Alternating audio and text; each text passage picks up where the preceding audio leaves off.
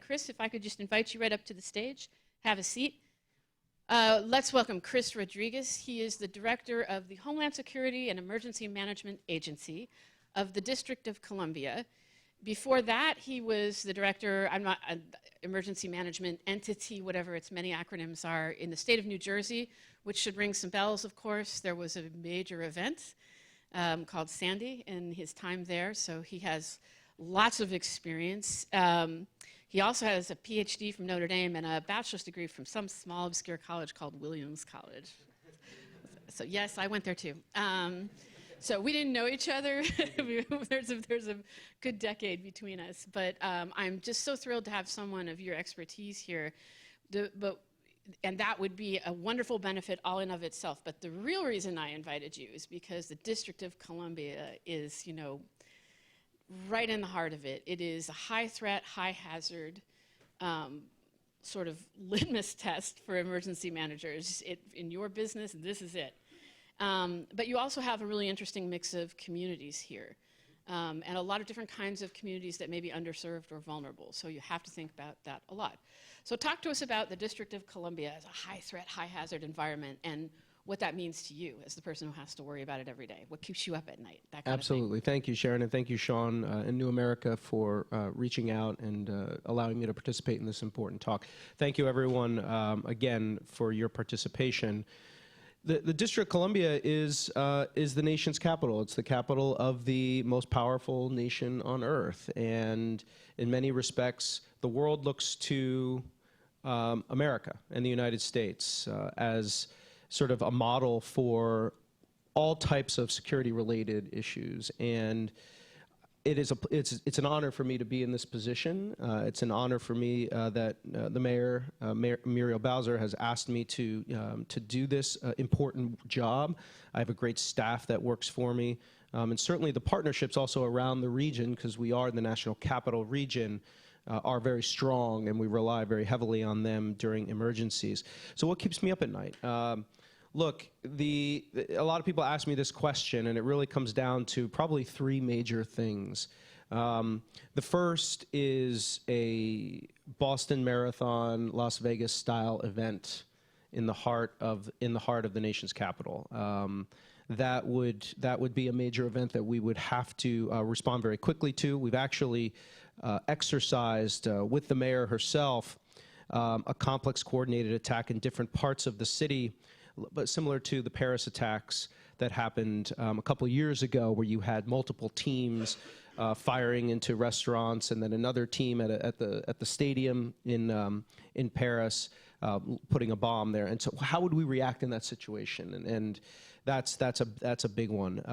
The other is a major cyber attack that cripples the district's ability to communicate with its residents, where you have PII, personally identifiable information, that's leaked onto the dark web of many of our residents. And how would we react to that situation? How would we mitigate the risk to our residents? And the third is similar to what we saw last summer, and we were certainly preparing for Hurricane Florence to come up the Chesapeake as a Category 4 storm. And what would we do in that situation if there was a Category 4, Category 5 storm that hit the heart of the National Capital Region? Evacuation of the district, how would we serve sort of the disabilities and access and functional needs communities, the underrepresented communities? That would be a challenge for the district. And so we've taken a lot of steps along those three sort of major threats to mitigate risk and to try to plan for that. So when you say that you've taken steps to deal with underrepresented or underserved communities, can you define for us what, in the context of the District of Columbia, what a vulnerable community is, who that is and where they are, and how you take care of them? Certainly in some of our wards, 5, 7, and 8 along Southeast and parts of Northeast, we have economically challenged residents. We also have, as we saw last summer, there was a major fire in Southeast in the Navy Yard, where the Arthur Caper senior apartments went up. It was a 3-alarm fire. And we had to actually serve a population or segment of our residents that was uniquely vulnerable in terms of age, mobility, dietary restrictions, medication, and that presented us with a very unique challenge in terms of how are we knew that we needed to have a temporary shelter before we started putting these residents back into long-term housing. But again, we had to really think about how are we moving people. If we were requesting buses for their mobility, was there access for wheelchairs? We had a lot of restaurants in Navy Yard that were sending food to the King Greenleaf Recreation Center, which was our temporary shelter, but they were like meats and a lot of carbohydrates, which some of the population, the senior population, could not consume. We had some of the medication that they needed that were left in their apartments. How are we working with some other district agencies to make sure that they got their medication? I think in the main, the district, the mayor, the Homeland Security Emergency Management Agency, the Department of Human Services, we really, I think, did a very good job under very difficult circumstances to help that population. And I'm proud to say now that as of earlier this year, we have placed all of those residents back into long-term housing, and they've been able to recover from a very traumatic event. So it was kind of a good sort of miniature of the bigger problem. It was elderly, mobility challenged, African American, low income, and also other kinds of health challenges. So they're not the only community. I'm sure there's lots of parts of the district where that's a concern. And when you have an event like, so for example, Florence possibly coming in and really hitting the district hard, do you know where all those communities are in advance? And what do you do with that knowledge, and how do you acquire that knowledge? So again, it's all event dependent, and we have, as HCMA, as the Homeland Security Emergency Management Agency, we have mapped all of our 130 schools as potential shelter sites. It's not ideal to use a school as a shelter, because schools are a key part of a community's recovery efforts after an event. We do know that where the hospitals are in terms of how to serve some of those, again, underserved and uniquely vulnerable populations. In the event if we lost power, we can actually tell, we have great relationships with PEPCO and with our utilities to know which facilities to restore power at.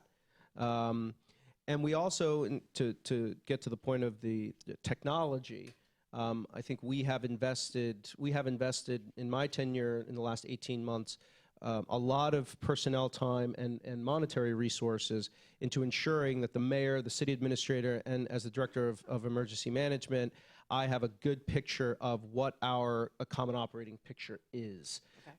How many shelters are open? How many people require shelters? Where are commodities stocked? And I want to get to something that you mentioned in your opening remarks, Sharon, is we have to also understand government can't do this alone. Okay, we simply do not have the capacity to do this alone, and we have built relationships. And if I could just mention one here, with Marriott, for example, hotels can be major staging areas for commodity distribution, for temporary shelters. I'm not going to commit Marriott to anything, but we have begun that dialogue and those conversations about how would we go about doing this if we had a major catastrophic event. So that network of relationships in the blue sky time is really important when something happens, basically. Absolutely. Okay. Now, I'm not saying that technology can't enable that. Technology has probably a really important role, and I know we have at least one person here who can talk to us about the ways technology can do that. But that's actually ultimately a human and organizational challenge, is that networking. I think that's exactly right. And you mentioned Superstorm Sandy, which came to New Jersey. Yeah, tell us some lessons learned. In 2012. And at the time, the situational awareness tools and technology was obviously not advanced as it is now. But I will tell you, no technology can make up for the human contact that you would have to a population that has been traumatized, lost their home, lost everything in a storm, has nowhere to go.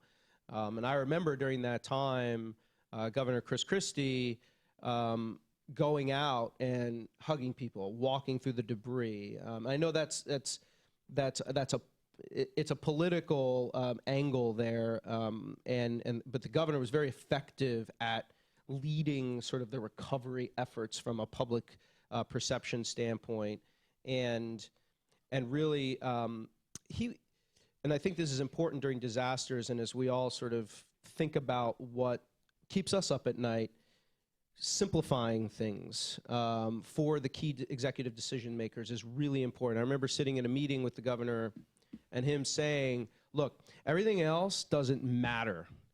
There are 3 things we need to do right now, immediately, to make sure that this community, that this state recovers. The first is we have to get all our efforts into restoring power. People need power, okay? I don't care, I don't care where you have to pull from. I don't care what you got to do. They need power. The second is we need to clear debris from roads. People need to get around. They need to be able to get to the supermarket. We can't keep them in their homes, okay? We need to clear major roads, okay? And the third was we have to get children back in school as quickly as possible.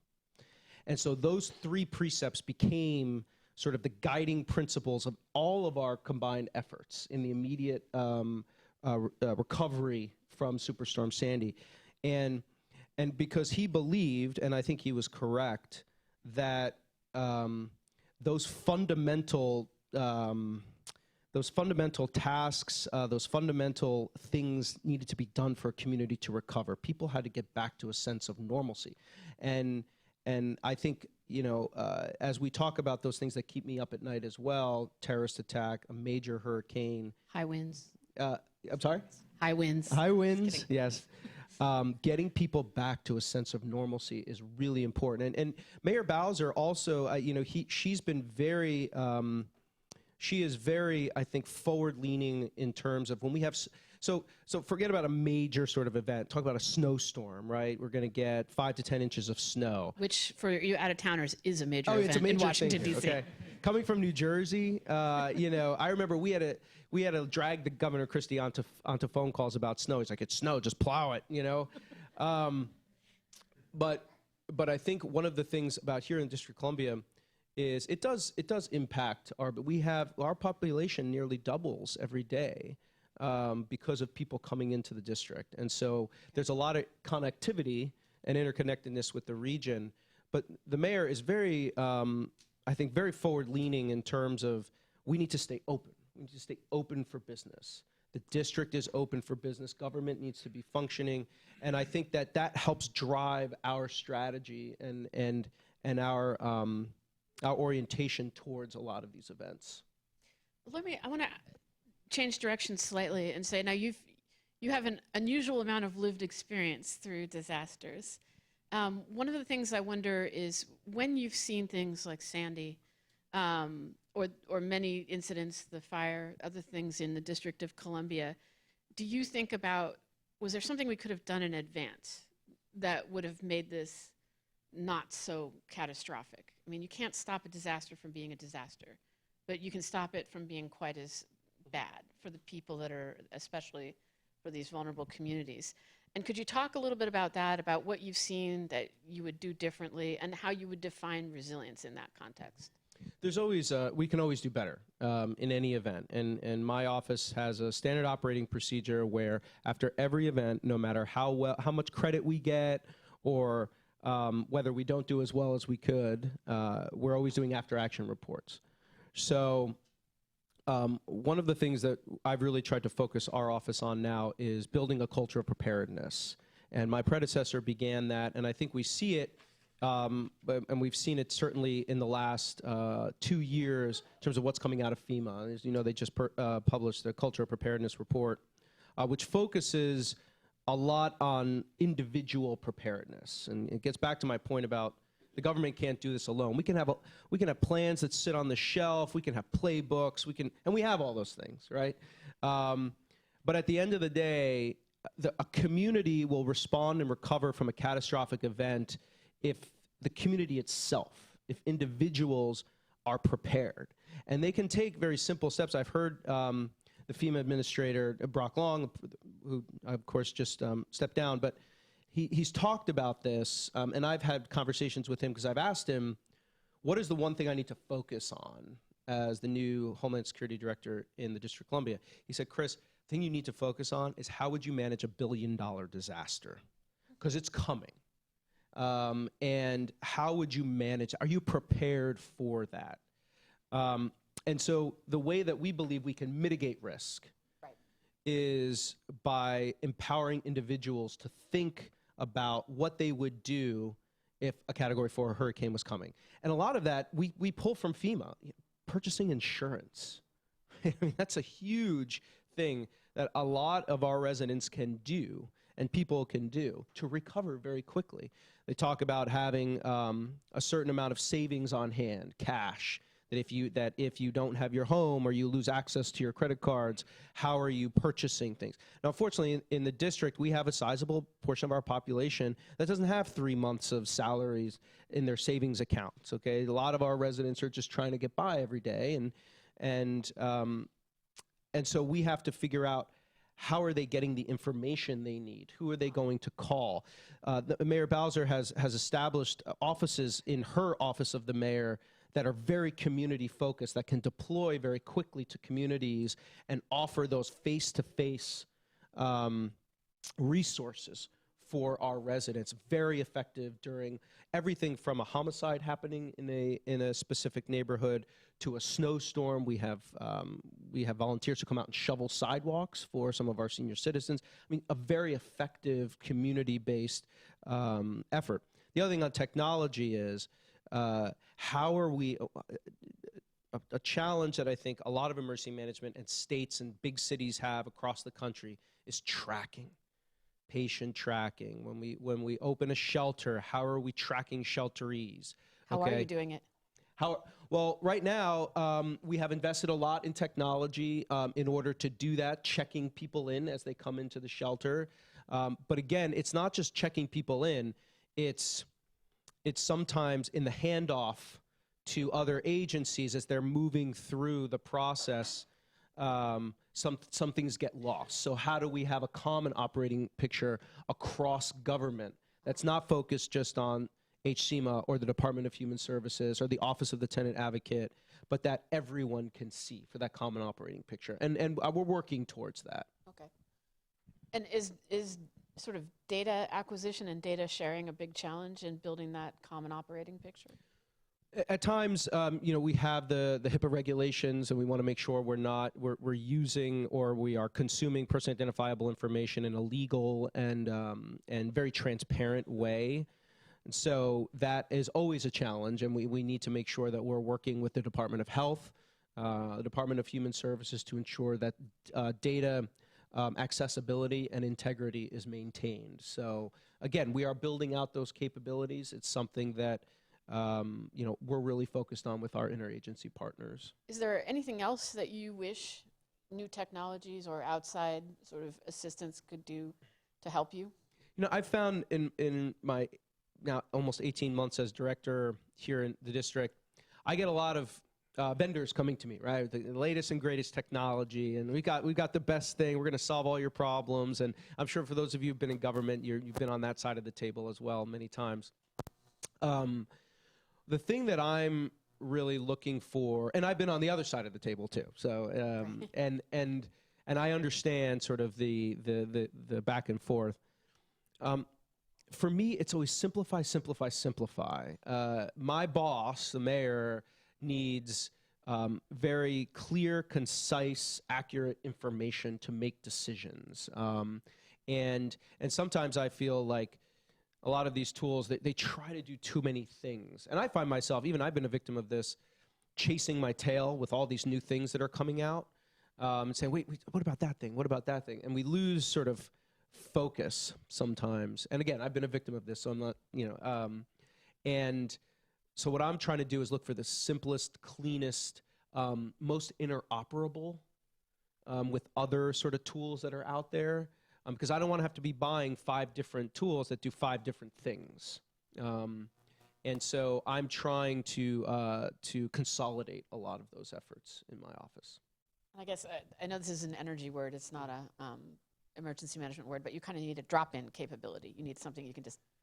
Yes, but also in steady state. I mean, you know, when we have high winds like yesterday, It was really windy. yeah, it was really windy. I think the winds got up to about 58 miles per hour here in the district and 60 around the region. We had a lot of trees down. We had about 20 trees down, and of course, the mayor's office wants to know, when are those trees getting cleared? You know, we're getting calls from residents, and they can't get to their homes. We need to make sure we're constantly on that. And my office runs our 24/7, the district's 24/7 watch center. So those folks that are in, those dedicated folks who are in there are constantly trying to make sure that those resource requests are processed and that the residents are getting the services that they deserve. So. We have time for a couple of quick questions. If you have a question or a comment, try not to make it a treatise. I might interrupt you. I look nice. I'm not that nice. Just identify yourself and your organization. Yeah, John McMullen, right? Oh, she's going to give you a microphone. Sorry, that means the people listening online can hear you. Okay, John McMullen from Uber. Public-private partnerships. The ability to pre-plan and get these agreements in place, the liability in place, the insurance in place, and I've done all this. Try to do it all with FEMA, with varying degrees of success. But I think this is and it's not technology oriented, it can be assisted by technology, but it's the one effort I would say that the government really needs to step out on, using the private industry, the private sector as force multipliers. And we at Uber are working hard at becoming, value assets during crisis management responses. But I really put the burden on government, and it can be solved. You don't have to use your own school buses. You don't have to use your own shelters. It's all out there, but it just requires a commitment and the ability to take some risk. And you brought all that up, Chris, and I appreciate that. Thanks. Yeah, thanks, John. And I just want to add, and I'll make a commitment to Uber or any private sector partner, potential private sector partner. You have a seat in our Emergency Operations Center. In the district's Emergency Operations Center, for any major event that happens across the district, we do have spaces for our private sector partners. So you get the common situational awareness. It's also a great opportunity for you to meet the FBI liaison, the Secret Service liaison, the White House liaison that sits in our Emergency Operations Center during State of the Union, inauguration, or any major First Amendment event. So please get in touch with us. We'd love to have you and representatives from your company there when we activate. Okay, let's, you gentlemen in the back. Yes. Hi, Rick Passarelli, SNC Lavalin. I'm wondering if you can talk a little bit about your relationship between the Office of Emergency Management and the Office of Planning and Zoning within the district, and how you're thinking about long-term risks opposed to just the immediate response. So we have a good relationship with the office. It's the Office of Policy and Planning, and you're talking about development in the district.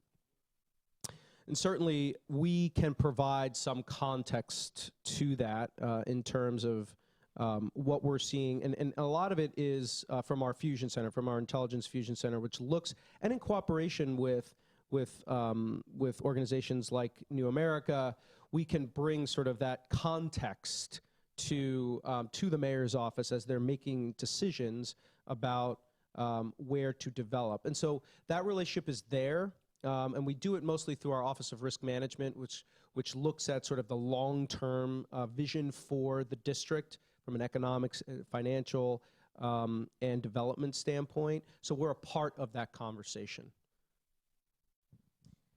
Bernadette? Hi, Bernadette Woods-Plackey with Climate Central. Bring you back to New Jersey for a minute. That's where I'm located. And whereabouts? Around Princeton. I'm Okay. Ewing. So Beautiful area. our office is in Princeton. Okay. Yeah, exactly. So post Sandy, how quickly did the conversations begin? Where did the conversations go with planning for a different climate in the future? Because the seas are getting higher. It's only going to go farther inland. And some communities did not take that into account to the levels that they should. Some did, but there was a lot of conversation. So from your perspective, where did some of the conversations go that you can talk to us about? The difficult part about this debate is that it's so hyper-political. And And so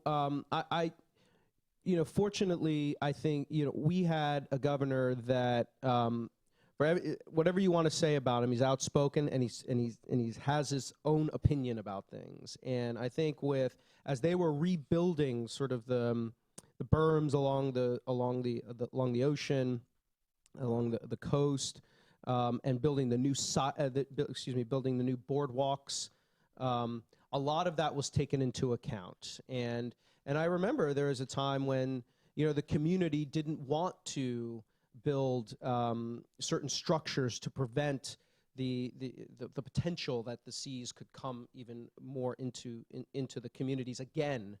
And the governor sued the city to make sure that it was built to resist that type of event again. And so that's happening, but it's almost like one-offs.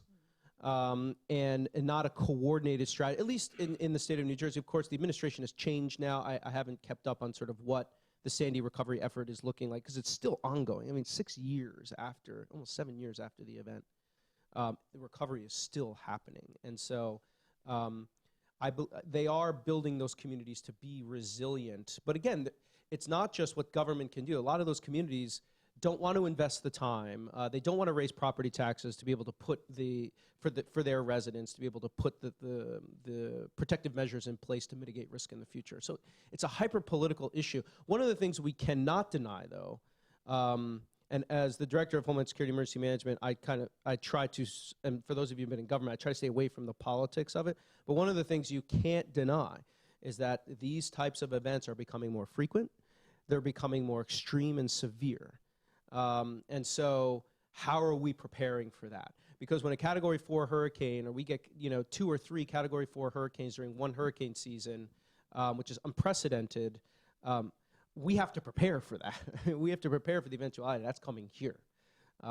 Forget about the politics, right? We're talking about life safety measures that have to be taken. So we're going to talk a lot more about that. Let me get to the gentleman in the back first and then to you.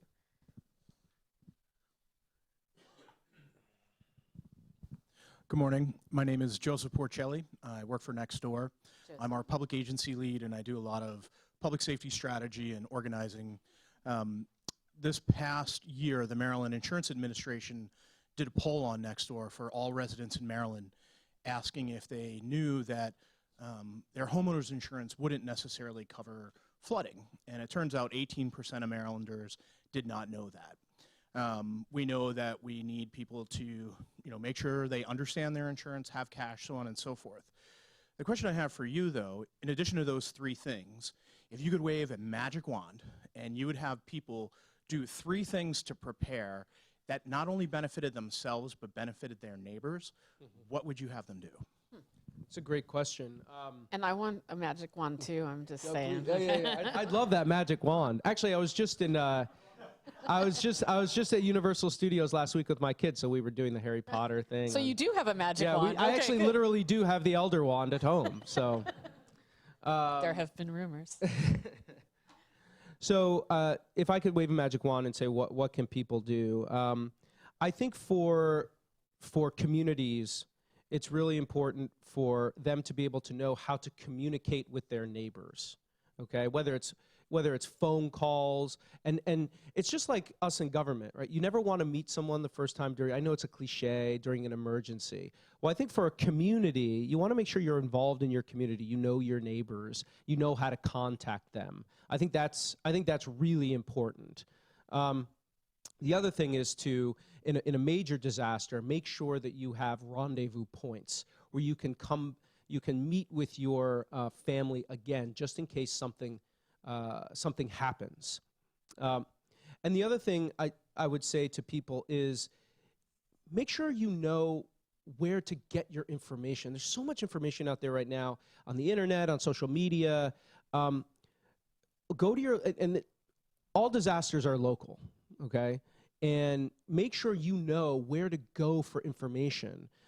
If the emergency management agency in your county or your town is having like a town hall, just go. Just get the resources that you need to know how to react to a disaster. I mean, we haven't even talked about other types of threats and all hazards, like cybersecurity and protecting yourself online. We're talking about, like, I think, physical and weather-related threats. But yeah, I think we'd like you to come back and talk about those other things another time. But please, that's what I would say is, making sure you know your neighbors, making sure you know how to reunify with your families, and making sure you just know where to get authoritative information. I think in many cases that's a real challenge for people because there's so much information out there. Now we're at time, but if you can sneak in a quick question. Okay, and you have one behind you as well. Can you ask a quick question? All right. Then we'll let you do it. Here comes the microphone. My magic wand. That's Elise Campbell, by the way, everybody. She's the floor captain today, so Thank you. be nice to her or you'll be ejected. My name is Nobu Okumura, and I'm visiting scholar at George Washington University, originally a journalism professor in Tokyo. And I indeed agree with the importance of the individual preparedness. And to enhance it, what's the role of the education and media, and what kind of message that are you preparing it? So what's the role of education and media? I think I'll take education first. My agency is engaged in a long-term process to really engage our schools, high schools in particular, to develop the next generation of emergency management leaders. We call it the Homeland Security Youth Program. We're going to begin developing that over the next year with the District of Columbia Public Schools and the new chancellor. In terms of academia and the higher education community, we want to get into those schools. I know George Washington has the Center for Cyber and Homeland Defense. Georgetown, the University of the District of Columbia, American University. There are these institutions of higher education that can help perpetuate and train the next generation of emergency managers. University of Maryland, too. And the University of Maryland, the next generation of emergency management professionals. So anytime we can come speak or anytime we can do a job fair, which we do, we have an internship program, a paid internship program. We bring in college students to come and see what it's like to work in that space. Anything we can do to spread the message. The media here has been, I think, very effective at helping us during events, either like snow or hurricanes or anything that's going on, to help get the message out about what our residents can do to mitigate their risk and protect themselves. Well, thank you very much, Chris. That was a fantastic. You covered a lot of material in a very quick time, and you set us up right. So really grateful to you for coming. Let's give him a hand, please. Thanks so much for coming. It's great to have you here. You're up. Come on up. I'm going to grab my coffee while you're making a move up. Come here often? Good to see you. And for folks who are staying and who are part of the working groups, we'll find a way to slot you into the tables. You shouldn't have to sit on the sides. So if you'll sit there now patiently while we're doing this part, we'll make sure that everybody's got a seat at a table. So Someone can take mine while I'm up here. keep it warm, right? Well, Bernadette Woods-Plackey, we're delighted to have you here. So on the program, Bernadette was going to have a conversation with Mike Cooperberg, who is the executive director of the U.S. Global Change Research Program, which is the entity that coordinates all global change research in the U.S. government and is responsible for producing the National Climate Assessment. And he sent his regrets. He expected to be with us, but wasn't able to be. And enough said on that. So, but I had invited a ringer to be the discussant on that, and that's Bernadette, who is the director of Climate Matters at Climate Central and is also the chief meteorologist there. And if any of you are from the Baltimore area and she looks familiar, there's a reason for that. She was also a practicing meteorologist for a decade and an Emmy award-winning one at that. So she is a scientist, she knows what she's talking about, and she's dedicated her life now to communicating on this topic. And I wanted you to come here today to help us set the context. So is it our imaginations, or are disasters actually getting more frequent and more severe in this country? They are. They're absolutely getting more frequent, and they're getting worse. And I mean, there's many ways we get into data around that. Before I jump in, though, thank you for having me here today, everybody. I appreciate it. I'm glad to be part of this discussion because I love when we bring multiple groups together to have a common core discussion to advance the subject matter. So thank you. Really appreciate that. But yes, it is getting worse. And one of the ways I can hit on that is building off what Chris was just saying, the billion-dollar disaster. That seems like this out there thing. You know, how do you prepare for it? What do you do? Well, those are happening, and they're happening a lot. And they're happening more and more. For example, just this past year, we had $14 billion disasters. And the year before that, $17 billion disasters. I mean, these are extraordinary numbers. They're way above the averages. They continue to climb, and a lot of them are happening simultaneously. So they're really stressing our systems. They're not just costing a lot of money and lives, but how do you respond when 3 of them are happening at the same time? So, and another thing to really call out with that is it's not just the tropical weather and the landfalling hurricanes. They are some of the costliest. The wildfires also way up there. But we've had things come to the level of billion-dollar disaster with hailstorms in the middle of the country, producing incredible damage. We hear about the tornado side of it, but the hail is producing a lot of the costly damage around this. Another one was wiping out a peach crop in the southeast where it was so warm so early, and then this cold front came through, pretty seasonal one, not that extraordinary, and temperatures dropped, but everything that it was already growing just wiped out to the level of $1 billion. And that also gets into food security. So these are happening across the country. No one is immune to them. They're on the rise, and they're getting worse. Okay. Well, and so it's not your imagination. It actually is getting worse. And I do think that when we talk to people about climate change, that's one of the ways to do it, is to talk about where they live, literally, because people see this and they live through the changes, so they know that's happening. But let's talk about what's going to happen. So is that trend line going to continue going up? And are we going to see these kinds of impacts increasing? The trend lines are going up. It's not every year gets more. There's going to be bumps on the road, but when you step back in time and space, they are going up. So we may not have 14 this year in 2019, but over the course of the next 5 years, we anticipate that to continue rising. And it really, as you said, the local aspect of it is where you break it down. At our organization, we try to take this global issue and make it local on many different levels, because as you were talking about, disasters are local. I mean, climate change, how you feel it, how you experience it, what would prompt you to respond to it is what you experience locally. So one of the things we're trying to do at our organization is really advance this conversation from this is it or is it not happening that was settled decades ago. That's not really the question, but what does it mean to you? What does it mean to your family? What are people doing about it? And that's the conversation we really need to have. And there is debate within that. That's the real rich conversation that needs to happen. And one of the ways that we try to make things local is, I mean, I focus primarily on some of the extreme weather. We bring in other elements of it too, or even our everyday weather that's affecting people. But we have a really robust sea level rise program that hits the coast, obviously a lot more than the middle part of the country. But there are various ways to do this. And the program that I particularly work on is Climate Matters, where we work with TV meteorologists and journalists really to bringing out these stories. And we produce weekly content on various subject matters across the board on ways this is affecting you, from the extremes to the everyday. For example, we'll get into billion-dollar disasters. We get into the extreme hurricanes. We do get into all of that. But also, for St. Patrick's Day, we get into how climate change is affecting some of the key ingredients in beer, and how for Valentine's Day, the risks that we're facing with chocolate. I mean, these are just everyday things that connect with people in different ways than some of the extremes. I saw one of your Climate Matters meteorologists on my local Fox affiliate, much to their surprise and dismay, by the way, but it was talking about the Ellicott City floods, and he was bringing in the issue of climate change.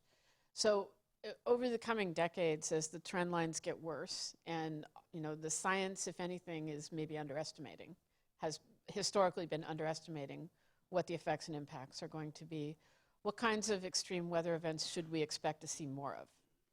So it is interesting how the underestimation of it, because scientists by nature question things and usually go on the conservative side. And then when you see these mass national climate assessments and this assessment of the IPCC, it is usually erring on the more cautious side, because it's this complete assessment of the scientific literature that's out there.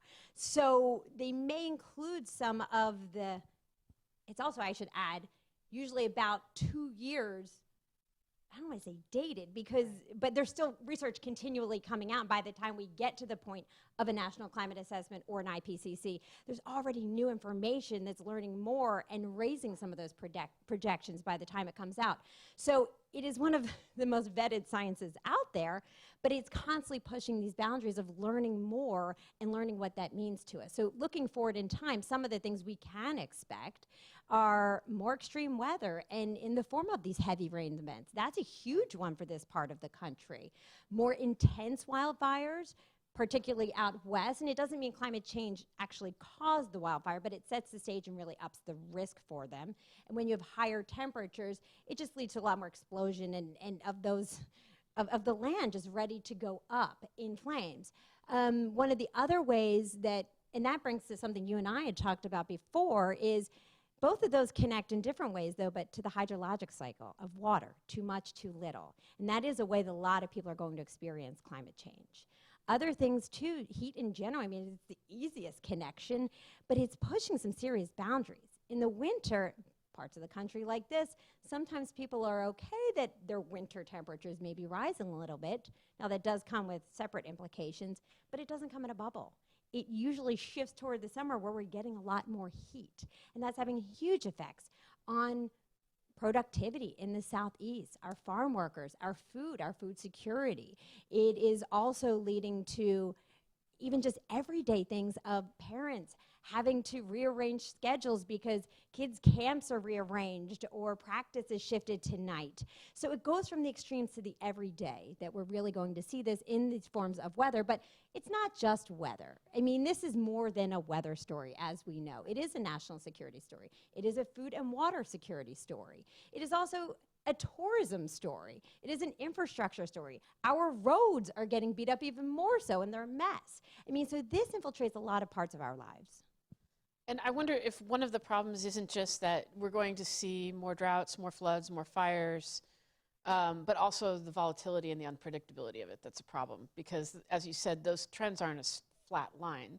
In some ways, as hard as it is to have those events be more frequent and extreme, if you could predict them, at least you could plan for them. But isn't volatility part of the coming changes? Volatility also moving into new spaces really ups the risks. Because if you're in Oklahoma and you're used to a tornado season coming in the spring, you're prepared for it, you're attuned to it. But when it starts shifting east and when it starts shifting into other months that you're not used to seeing that, when you think it's just an everyday thunderstorm and you've grown up with those, but it's actually producing tornadoes, that really ups the risk. When you get used to a typical kind of allergy where you live, then all of a sudden your allergies are getting worse. It's because they're moving poleward and up in elevation and new pollens are coming into new areas. So things, it is the volatility in many aspects, new locations, new things being introduced. And when you're not prepared for them, then it leaves you really at a high risk. I saw that firsthand. My former colleague and I, Emily Gallagher, were doing a story on volatile weather in the United States, and we were in Oklahoma. Went to Oklahoma City and to Tulsa, which Tulsa has one of the highest numbers of disasters in the country, Tulsa County, and that's why we were there. We were not there in tornado season. It was August. That's well outside. But the day that we arrived, an F2 tornado hit Tulsa directly, and the city also, people believed that tornadoes couldn't hit the city directly, but it did. And of course, there was no warning because no one was looking for it. They weren't expecting it. So I saw that firsthand, that there are out-of-pattern events happening, and it's much harder to anticipate and prepare. But we expect things to get harder in Oklahoma. It's on the dry line. It's where the nation's weather systems come together. It's always had a lot of disasters. But are there parts of the country that are going to experience this less? I mean, like who gets hit by climate change in this country? Well, everyone does, just in a different way. And this is where it comes back to the local. If you're a coast, you're going to deal with rising seas. You're going to deal with more intense coastal flooding more frequently. And not just with the big storms, but it's creeping up. Anyone who's been to Annapolis recently, if you've got a full moon, that water's up there in the middle of the town. So that's along the coast. But in the middle of the country, again, I shouldn't just broad base it because there's so many aspects. for some of our winter-based economies. Winter is the fastest warming season for a lot of the country. You have whole economic structures and tourism based on that. And that's going away, and it's changing. And just anecdotally, in the Poconos in Pennsylvania, I mean, it's not becoming economically feasible to just operate with snow. So they're bringing in these indoor water parks and really pushing toward summer tourism. Adaptation, right? Yes, and out west, building a lot for summer too. And these are different aspects. I mean, snow is a whole complicated story. We've got different patterns in our snowfall. The Northeast, with some of these nor'easters, is actually getting some more snow right now. Lake effect, some more snow, but out west where it's drying out, it's becoming less, and we're seeing some of these rain to snow. So each region is different in how it's getting affected by that. But in Minnesota, where you ice fish, you can't just freeze over lakes. Like, you can create snow in some of these other places. And these are also ways of life. So these are being taken away from people and changing. So that's one thing. Also, winter agriculture.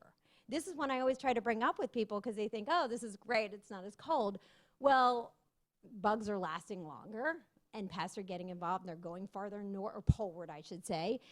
And on top of that, our fruit, this is a prime example. Our fruit, different parts of the country, relies on a certain amount of chill to produce the proper kind of fruit for the next season. And when you're not getting that chill, you just don't get that type of fruit again. So these things don't come in a bubble, they're all connected. And for each season, each part of the country, there really are different experiences that people have to focus on. I know storms have been sort of, the science of storms, these are such complicated geophysical systems that I know it's hard, and there's always been a lot of controversy over, are tropical storms getting more frequent? Are they getting more intense? You know, what we saw with Houston is it was more that there was a lot of moisture in that storm and it sat there, right? Is that the kind of effect that we think we're going to see going forward, or is there still some debate over just how much these sort of severe storms? I mean, I think there was just a crazy out of season cyclone, right? Tropical cyclone that shouldn't be happening right now. But so are we going to see these events more frequently, more severe, more precipitation in them, or is it still not clear exactly how that's going to look going forward? Well, to take a line from our friend Dave Titley, just because we don't know everything doesn't mean we don't know anything. And what we do know with these storms so far, and why you hear it's active research, is because the hurricane database really confidently only goes back through the satellite era. So you're talking 1978, 79 to today. And we've got these trends that happen in decadal patterns anyway, and those are natural trends. So to tease out the longer term, I should say, warming trend with those variations that are natural, it just takes a little bit more data to see some of it. But we do know certain things already. We do know that with higher seas, we're getting higher storm surge, and it's going farther inland. We also know there is more rain with these storms. They are bringing more rain, and that is happening across the board. Another couple of things we're seeing in the research is, I mean, think about it. This is basic physics, but warmer water is what really gives the fuel for these storms, and we've got warmer oceans, so there's more fuel to work with. So it doesn't mean necessarily that we're going to have more storms, but the ones that we're getting are getting worse, and it's for those reasons. And with the warmer water, there's a thing called rapid intensification. It gets into a specific definition of millibar drops per certain amount of hours, but the concept is they explode right off the coast before they make landfall, and that again really ups risk because you don't have as much time to prepare nor to evacuate. And we are seeing that happen already. So these are things we already know, but we'll learn more as we go forward in time. Did you want to say a word about how Climate Central is, taking those messages and turning them into products and outreach? Because I know you guys have a whole suite of, you have some wonderful decision support tools, and I don't know if they would be of the kind that the people in the room would use, but we certainly use some of your coastal flood decision support tools. Yeah, so what we do, we're a nonprofit, we're an NGO. Everything we create is free and available, so anyone can use any of this. You can find it on our website. It is climatecentral.org, but we have a tab that says Media Library, which all of the contents that's created for the program Climate Matters, which is weekly material localized to 244 cities across the US. I mean, all of that is freely available for you to use. We also have a very, very robust sea level rise tool that I don't even know if the word tool does it justice. It's its own functioning ecosystem, really, with the amount of information it has. Amazing amount of data behind it. It is incredible data, has all the 2010 census data, so it really dissects on the coastal level when you toggle around how much water we're going to see by what year, you know, how many schools will be underwater, how many roads will be underwater. And it is a global program. We don't have that much data. We don't have the census data for the whole world, but we do have that as a global product too. So I've got all that information. You can come see me and I can help connect you if you want any help. I've got some cards too. Plus we're going to have a demo of our tools coming up on March 14th, just a short while here, about 2 weeks. If you guys want to participate, it's online, and it could be you or anyone in your offices. Come see me, or we can connect with Sharon and we can get you the information so we can walk you through some of those tools. They have the potential to be great risk management tools. As I said, we use them for our own research. So, and we really try to, one of the core things of Climate Central is trying to sort of be this scientific body, but we translate it to the public, because we work with TV meteorologists and journalists and decision makers, but it's to get to the general public. So it really tries to simplify big subject matters. Using a lot of scientific knowledge. So are any questions or comments from the audience? We have a little bit of time. I know we don't have a whole lot of climate scientists in the room, so wasn't sure we would. Yes. And make sure you tell us who you are. I'm Jason Bewley with Applied Training Solutions. Just had a question. So over time, as the populations are shifting more to the coast, and as sea level rise is occurring, what type of reception are you seeing from coastal populations on the data that you're pushing, and how that affects the growth of the cities, and is it impacting some of the decisions cities are making about how they're zoning and doing things moving forward? So just to be clear from the beginning, we are a non-policy group, but we have information, and people do come to us for that, and a lot of coastal communities do. And they're living this, and they're seeing it.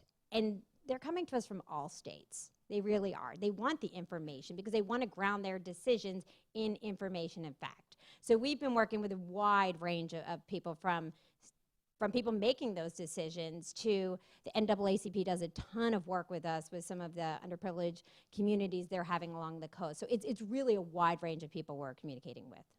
You know, it's interesting. I think that's one of the places, you know, Chris was talking about how it's a hyper-political issue, where the politics sort of goes away in the sense that when you're actually dealing in real time with real effects, it doesn't matter if you're a Democrat or a Republican, you'll do what you have to do. And so I think what we see is all around the country that communities are taking steps to deal with the nuisance flooding, it's called sometimes, with the risk from coastal storms. Which is such an interesting word, because it's way more than a nuisance. Right. But people have really struggled with a good way to describe that. Sunny day flooding, right. You know, there's many different ways, but it's... Which means there's no storm, there's no surge, but you still have water coming into areas where people are going about their day-to-day business. And this is very common in Miami, in Norfolk, Virginia, right down the road here, that these things are becoming the rule, right, Nanette? Just from the oceanographer of the Navy. It is common in a number of places. So I think a lot of these communities, regardless of their political orientations, are taking steps to deal with it. I mean, you must see that too. Absolutely agree. Right.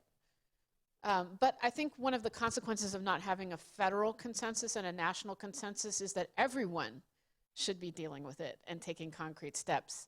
And not everyone is that should be, so.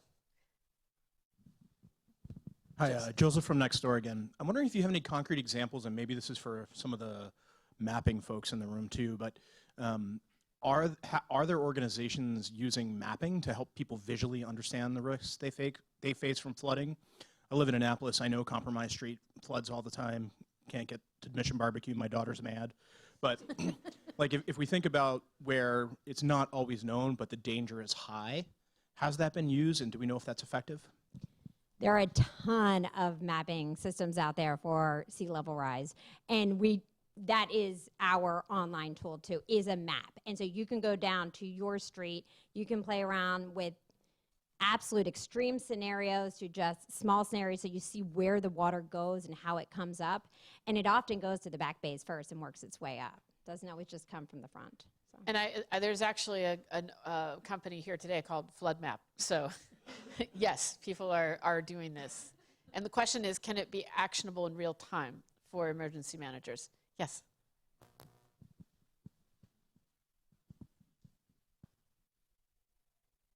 I'm Dahlia Kirschbaum from NASA and working with disaster research. NASA has a ton of data. We have a ton of real-time data. We have a ton of visualization capabilities and GIS portals, but this kind of question about translation, about how you make it, meaningful to the people on the ground to make actionable decisions, or for the communities to understand where their risks are, even what their kind of hazard is in the broader sense. I'm curious kind of how you take data that can look at three-dimensional storms, over the ocean and translate that to people so that they really understand, where they're coming from. Oh, Dahlia, we're so glad you're here. Hi. Because that's the question, right? That's why we're here. And this is something that we work through what you're every for, day, right? really. Yeah. I mean, before I was coming in, I was answering these emails because we put out a weekly Climate Matters, and it's on often new topics, or there's always some new little wrinkle to it, and it's this real conversation, this robust one in our office between the communicators and the scientists of where you can push and where you can't, because everything will be solidly grounded in science that we do, but we want to break it down as simply as possible. So what you guys have that no one else has is the absolute cool factor that sometimes just grabs people's attention. And then you can work from there. I mean, we have to create some cool factors with data sometimes, and we do it since we mass produce for local data for all these cities. Sometimes we can't add as many bells and whistles and animation as we would like to based on our resources, but you never know, with big grants, maybe someday. But what we try to do is meet people where they are. And that's why we try to, my background is science and media. We're not gonna put something out about heat in January. We might talk about not as cold of a winter, but that's just not, no one really wants to, it's not gonna connect with people at that time. There have been many different analyses that we've had ready to go that we pulled because it's not gonna resonate at that point. So we wanna connect with people where they are, whether it's a subject matter or, we connect with sports all the time too, just things where people are already thinking and we can add that science and bring something out of it. When the polar vortex came through, we switched one of our analyses to the coldest cold temperature. Now, again, I'm not going to say -20 is not cold in Chicago. It is. But it's really interesting when you look at the coldest cold for all these cities, it's just not as cold as it used to be. Minneapolis, the coldest cold has gone up by 13 to 15 degrees in the past 50 years. Chicago has gone up almost 10. So everyone was just plastered across the lake with the shots of it maybe hitting 23, which would match the all-time low. And it did hit a daily low temperature, but 5 days later, it hit a warm record temperature. And everyone was gone. But that happens all the time, so it's not news right now. So this is like where we try to connect with things that are happening in ways, try to make them come alive with pictures, but also with the subject itself. And it's certainly, our research is more focused on the link between resources and conflict, but we're almost obsessed with that question, thank you, Denise Ross, of user-centered design and front ends that are actually actionable for practitioners who need to know that data in order to use it. So we'd love to talk to you more about that, and that's definitely a theme of why we're here. With that, we're ready to transition to our next discussion. So if you would please join me in thanking Bernadette. I'm just thrilled to have her here. Thank you. Thank you. Now I get to leave the stage and turn things over to Sarah Thunberg, who is the CEO of Geospiza. Is that how you say it? Okay, I wanted to make sure I was pronouncing it correctly. Sarah's going to introduce our next speaker, and thank you for taking over. Fantastic. Hello. Thanks, everybody, for having me. So we're going to transition a little bit from the sort of broader context of emergency management and then climate and talk about people who are historically underrepresented or marginalized or otherwise underserved within our emergency management program, and go a little bit more specific and talk about people with disabilities. And we have Linda, are you coming up to join us? Oh, fabulous, come on up. Who is the director of the office, FEMA's Office of Disability Integration and Inclusion. I did it wrong. She's gonna tell us. Can I scooch that?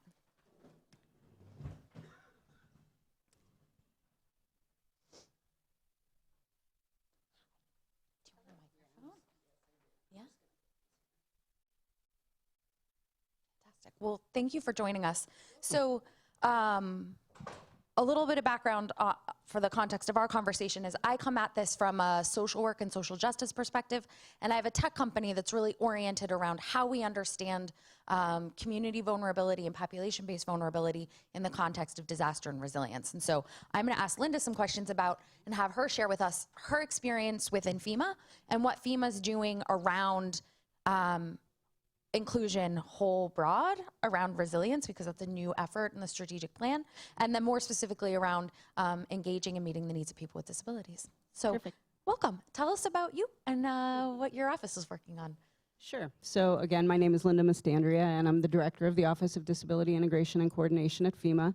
I've held that position since Labor Day of 2017, smack in the middle of the biggest hurricane season that we've had in a while.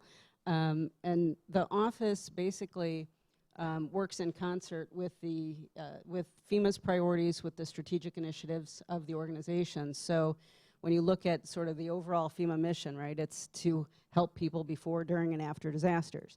And the strategic goals that we've set out over the last year or so are building, oh my goodness, now I'm going to blank on our strategic priorities, goodness. Readying the nation for catastrophic disasters, building capacity, and Personal prepared. and well, personal preparedness, of course, is part of that, and that's part of building capacity. And the third one will come to me. Oh my goodness, I'm just drawing this huge blank right now. But anyway, in terms of what my office does to sort of overall fit into the scheme of FEMA's work, is we're overall responsible for ensuring that our programs, policies, and procedures are accessible to and available for people with disabilities across the enterprise. And we do that really in 3 different ways. There's headquarters initiatives, regional initiatives, and in the field. So at headquarters, what we're really working to do is to embed disability integration competency across all of the programs, the program areas within FEMA, to ensure that disability isn't just kind of warehoused over there in that office, but that everyone is thinking about their responsibilities relative to people with disabilities. And so that's kind of the headquarters initiative, and we actually detailed folks to the Office of Equal Rights, to individual assistance in mass care, to individual assistance to work on housing initiatives, and most recently we've detailed somebody to the Office of Response and Recovery to work with the associate administrator there. And so, and we're finding that in this way we're better able to get the whole, or the organization as a whole to, again, understand their sort of obligation to and responsibility for people with disabilities as part of the whole community of people that we're serving relative to disasters, right? So that's kind of at the headquarters level initiative. And in the regions, we have folks who are called Regional Disability Integration Specialists. Right now we have 1 per federal region, so that's 10 people across the country who are really working on that building capacity piece, right? So they're engaging emergency managers and disability non-governmental organizations, bringing them to the table together so that, we often hear that, people with disabilities are left behind, they're not planned for, not prepared for, not considered. So the Regional Disability Integration Specialist really is charged with bridging those gaps, getting the emergency managers and disability organizations together to the table so that they can plan and prepare and train and exercise and bridge those gaps and ensure that people with disabilities at the local level are being served. And then finally, in the field, of course, FEMA is largely dependent on a deployable cadre of folks who serve in active disasters. My office has what are called disability integration advisors who were placed in all the active disasters over the last year. and who there do a couple of things. They really serve as senior advisors to field leadership to ensure, again, that as programs and services are implemented at that disaster level, that people with disabilities and the needs in that particular community are being considered and planned for and executed against. One of the things I hear you saying in that is this sort of engagement on a really grassroots level, this having capacity building in the regions and in the local way that's not just, oh, we're other over here and we're worried about ourselves, but let's be really engaged, let's really strategize together. This idea that if you meet each other in a disaster, it's way too late, is now really being incorporated into your office and your plan. Can you talk a little bit about how that looks on the personal preparedness side too? How do we engage disability advocates, disability individuals with disabilities, the organizations that provide services or advocate on their behalf, to really engage in meaningful preparedness when in lots of times people with disabilities have low incomes or have fixed incomes that make it hard to do the things like buy insurance or have 3 months of cash on hand. How do we democratize that and do it in a way that's empowering to people? Yeah, so that's a great question, and there's a couple of things really that are going on here. As probably everyone in the room knows, like most people, can't put their hands on $400 or $500, right, in the event of an emergency, and people with disabilities are certainly especially impacted by the lack of capacity to have access to meaningful funds to do anything with.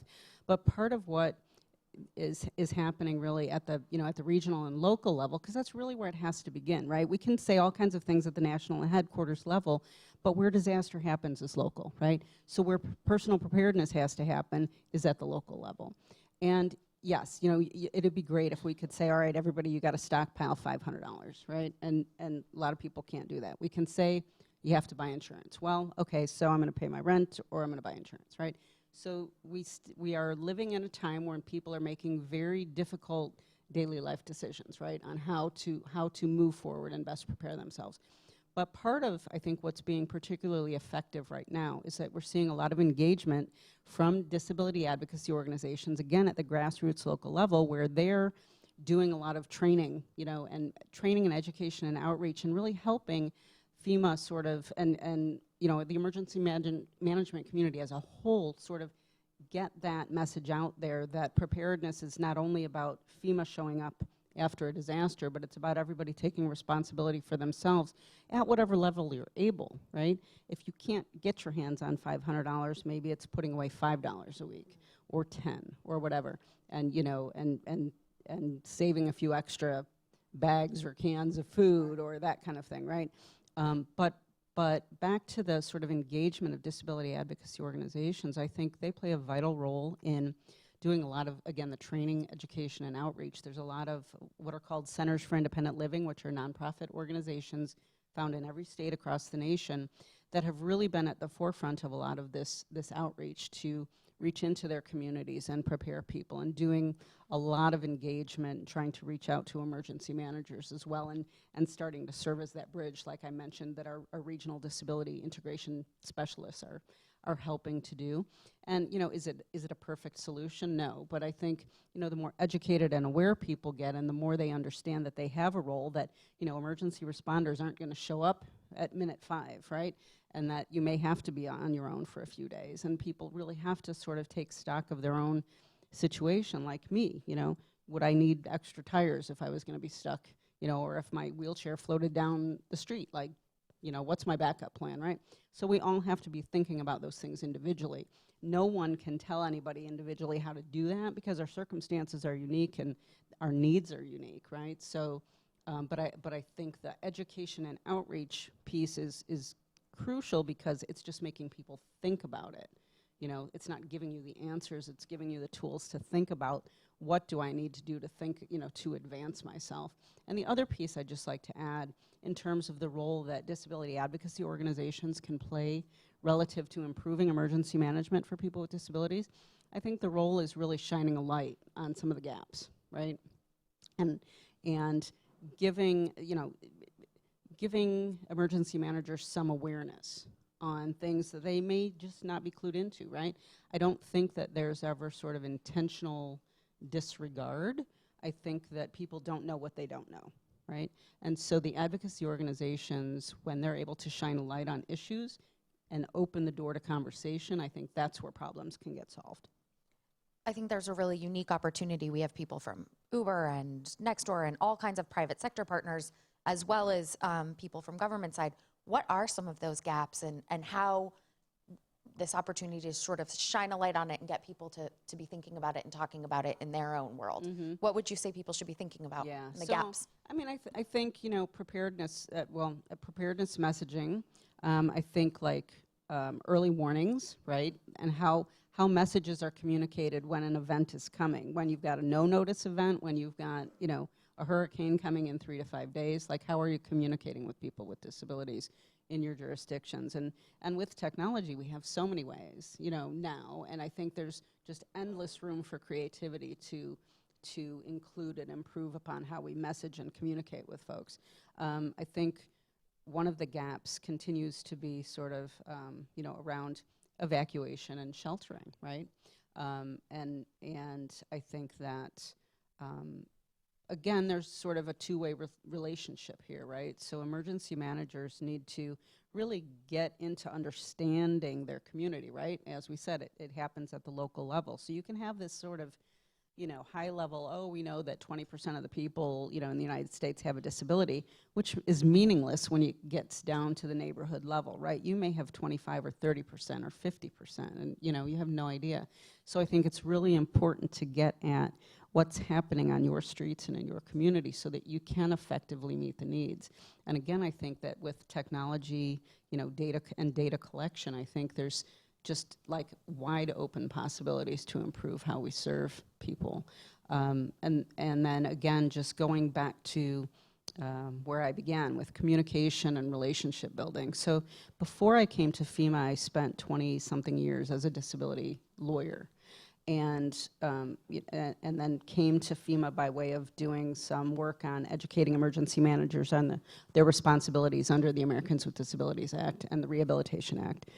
And in those conversations, I can tell you that universally, where things went south was that people didn't know what they didn't know, and they didn't know how to communicate with people, to sit down at the table and to understand each other's needs, what the emergency manager needed to do and what the disability organizations and people with disabilities needed, right? And so, and that's really at the end of the day what leads to litigation. It's a failure to communicate and understand what each other needs. And so I'm going to circle it back to, you know, the point of the programs and services that we're offering is to bridge those gaps and get people together and get them talking so that, you know, we can solve these problems, right, and come up with creative solutions. I think, you know, we don't have to be in the old school ways of doing things. There's just so much opportunity when you get creative minds together.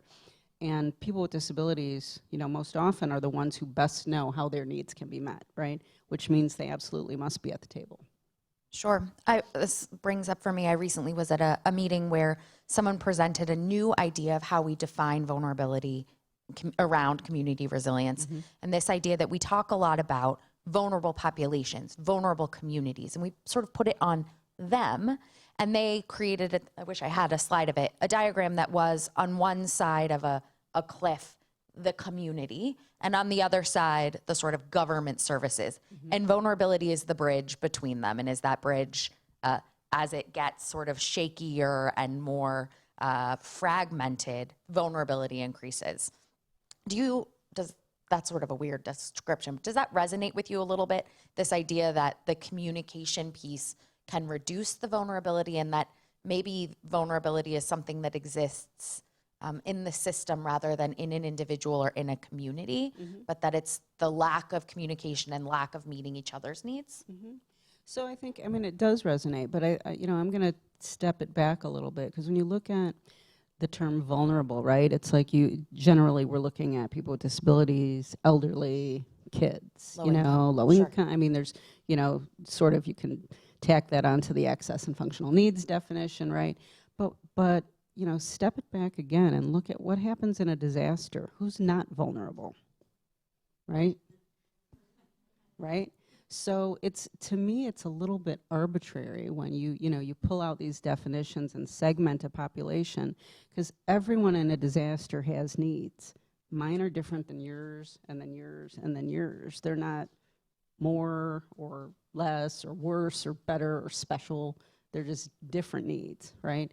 And, I would encourage us to get away from thinking about vulnerability altogether, because all of us are vulnerable in disasters, and I think if you look at FEMA's approach to kind of looking at that, at how we serve folks in a disaster, and you look at sort of the lifelines concept that's been implemented, right?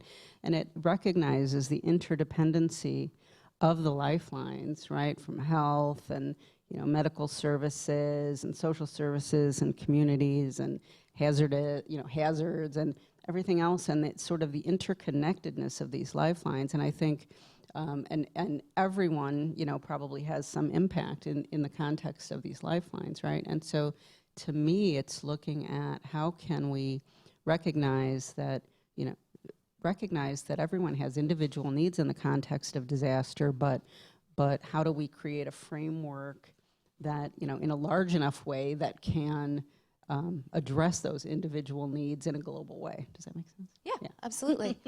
I think another thing that's interesting and something I've read a lot about your work is that we focus a lot, and this conversation today has been really focused on response, this sort of very narrow gap in time. But we've seen new research that is, for every dollar we spend on mitigation or preparedness, we get $6 to $8 in response and recovery savings. That's like venture-backed level savings, huge. Can you talk a little bit about how we can do better for people with disabilities or people with access and functional needs, mostly people with disabilities, on that mitigation side? And what's your office doing around not just response, but mitigation and preparedness and doing better to enhance the resilience so people are stronger when the thing happens? That's a great question, and it is true that, and I don't have a statistic in hand to talk about like dollars saved when you invest in people with disabilities, but I'll use the 1 in 6, right? I think that similarly, when you think about resilient communities, to me, a resilient community is an accessible community, accessible for everyone who lives there. It's universally designed and equally available for somebody using a wheelchair or a scooter, or a parent with a stroller, or somebody using a walker, or and running the gamut. And if we think about, as we create our communities, and this is like from brand new or rebuilding after disaster, I think if we look at that whole continuum of people who are going to live there instead of the way we currently focus, right? We look at building, we build furniture for an average person, right? We build doorways for an average person and plane seats for this average person, right? And we don't fully appreciate and recognize this whole spectrum and continuum of people who use a space and live and interact in a space. And so I think if we can sort of, create this mind shift and look at accessibility and universal design as part of a resilient strategy, and look at how we are building our communities, right? And again, this is not just post-disaster recovery rebuilding. I'm talking about as urban planners and as designers and as architects, what are we doing with our space right now to ensure that people across the spectrum can live and play and work in those spaces? And I think if we do that on the front end, then we avoid a lot of the problems on the back end. And if you look at, like, for example, one of the biggest expenditures post-disaster for people with disabilities is housing, right? They are the people longest in the transitional sheltering, longest staying in the hotels, longest in the MHUs, right? And so, but if people have accessible housing that's built to withstand storms and floods, hurricanes and earthquakes, and they can get back into that housing, you cut out that expense on the back end. And does that also then, that feels like we should build more accessible communities and accessible housing, full stop, from the beginning, then we'll have a greater stock of it. This problem of having, we only have 2% of our housing is fully accessible. Maybe that's a mitigation investment for community resilience.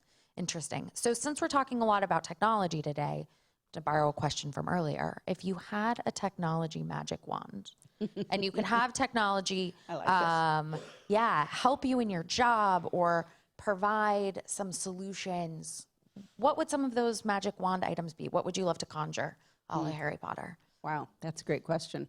I don't know that I have any answers, but I think for me, some of the things that would make the universe that I live and work in a little bit easier is more development and collaboration with disability organizations to develop better ways to communicate with people who are deaf, with people who are blind. I mean, I've seen lots of things happening, like in airports, for example, wayfinding apps for people who are blind to navigate an airport, right? Like, why can't we do that on a larger scale? So that if, a community is flattened like paradise, right, you've got some mechanism to help somebody get to a shelter or get to services or, so I think that's one thing. I think, in my technology magic wand universe that we're creating here, I think it would be really great to have, as much smart technology in homes as possible to, again, because you think about enabling people to age in place, to live as independently as possible for as long as possible. If again, we start from the premise that building accessibly and in a universally designed manner, right, that allows that to happen. You look at the technologies that, that with a smart home to enable you to open the door, to see who's at the door, to open and close your fridge, to operate your appliances, right?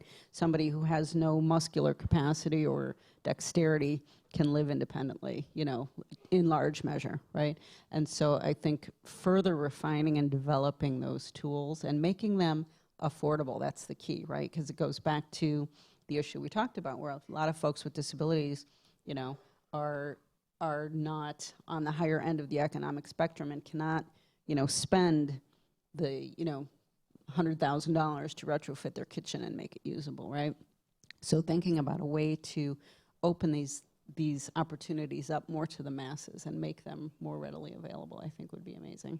Sure. Sounds like there's a really nice technology accelerator idea there. Let's get some people with some interesting ideas in and really push them forward. One of the things that's also coming out of this meeting is an idea around some policy recommendations or some things we should be thinking about and advocating for. So as a disability advocate, a lifelong disability advocate, and now someone who's really deeply engaged in emergency management, how do those things come together, and what policy changes should we be looking towards or advocating for? That's a great question, and I'll start with one of the things that we actually got accomplished since I've been in office. As probably most of you in the room are aware, when a disaster hits and people apply for FEMA assistance, there's what's called a maximum grant eligibility, and it's at $34,000 and change right now, right? And so now let's go back to the story of a person with a disability.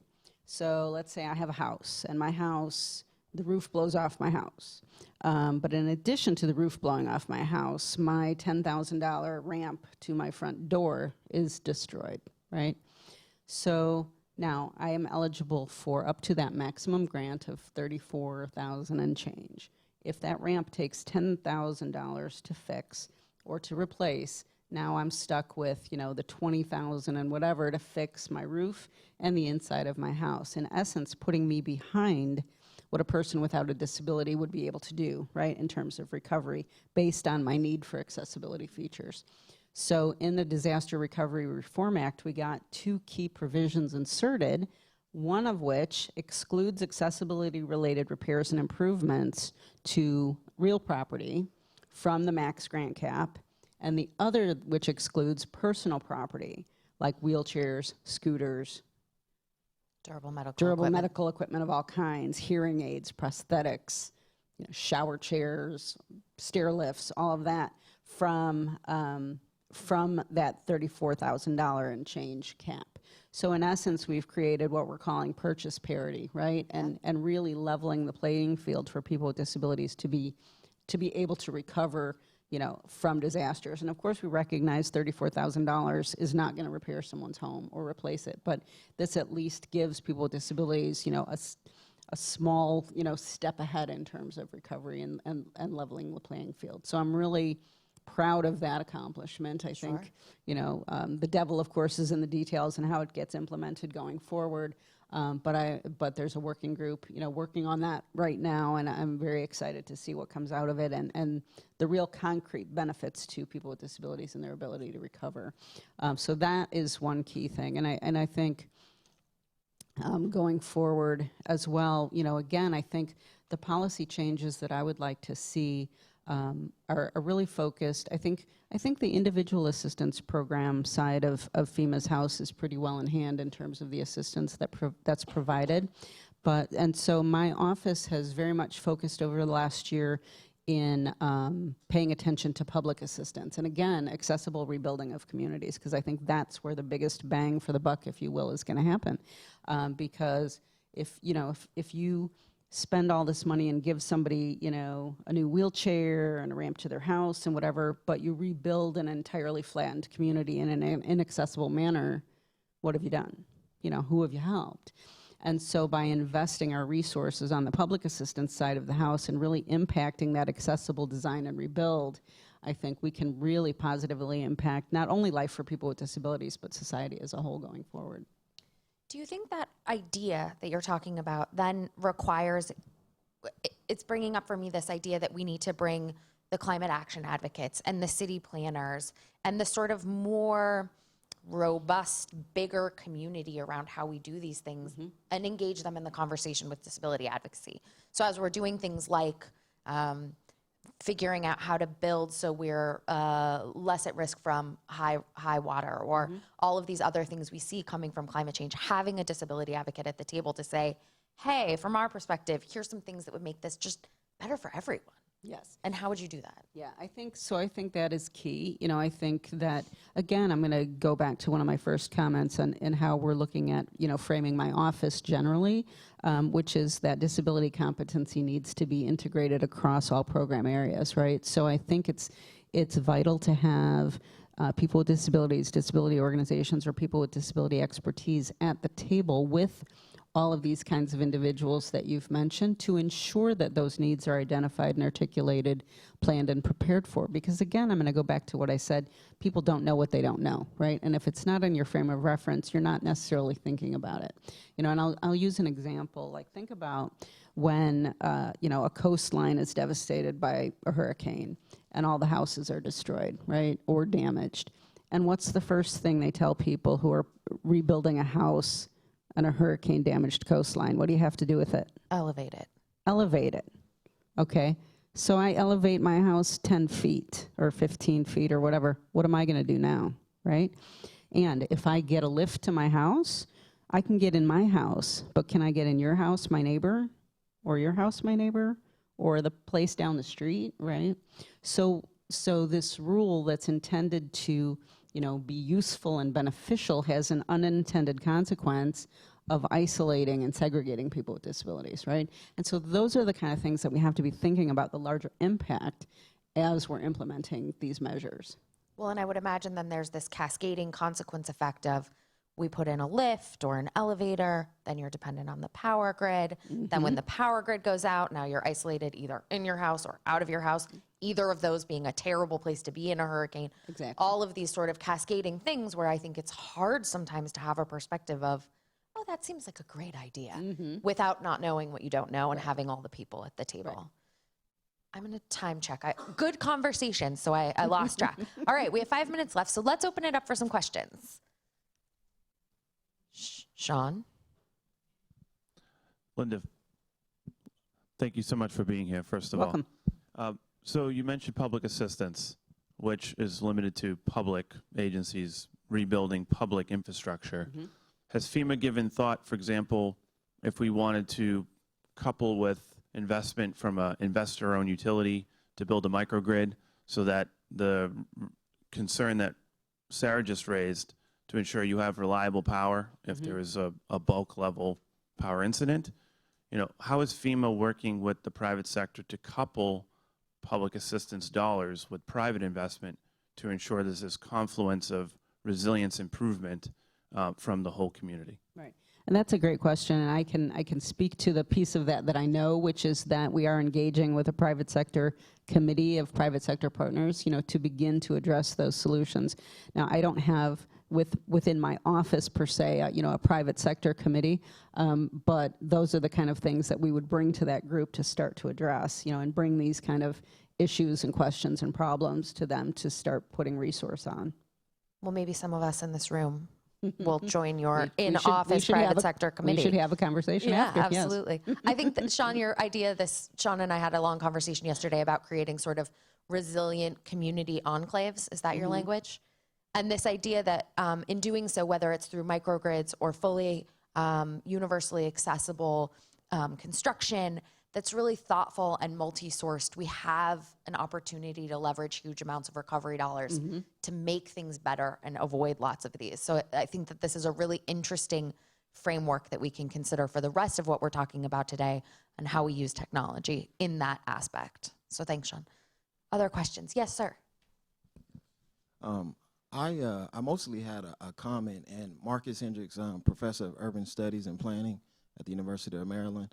I just sort of wanted to make a comment about the topic of redefining vulnerability, right? And I wanted to caution us in terms of, as we redefine vulnerability, to not be dismissive of sort of over 30 years of corroborated evidence that, in fact, there are certain individuals and groups that are more vulnerable than others, right, and are at a significant disadvantage.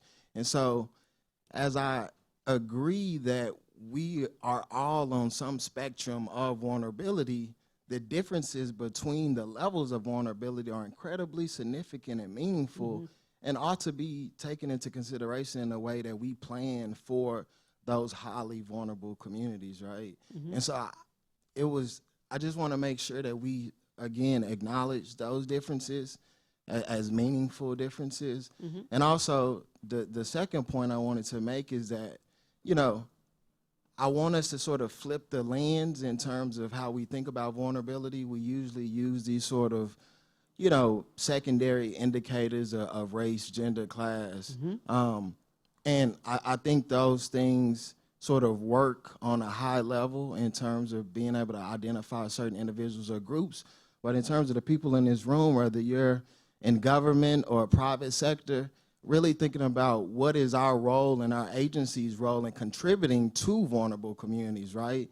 In terms of how we're planning, how we're zoning, what technology and private sector resources are available to support these communities, right? Because I don't think they're inherently vulnerable. In fact, they're the opposite. They're inherently resilient, but through systematic and structural barriers, place these groups in these vulnerable situations. And so I think there's a really interesting piece there that is hard to acknowledge within emergency management, which is that historically we've been a most for the most field. We come in that first response phase and we provide the resources that meet the needs of sort of, in a standard curve, this bit. Maybe the people who don't even need them that much.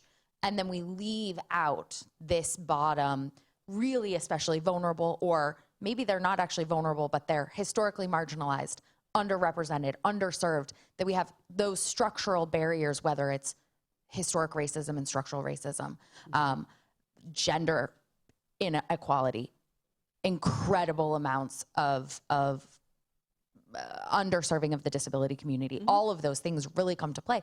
It's uncomfortable and it's awkward to say that's where, like, we talk about vulnerability communities, but really we have systematic inequality and systematic systems that disenfranchise people all the time, and then it magnifies hugely in disasters. Sorry.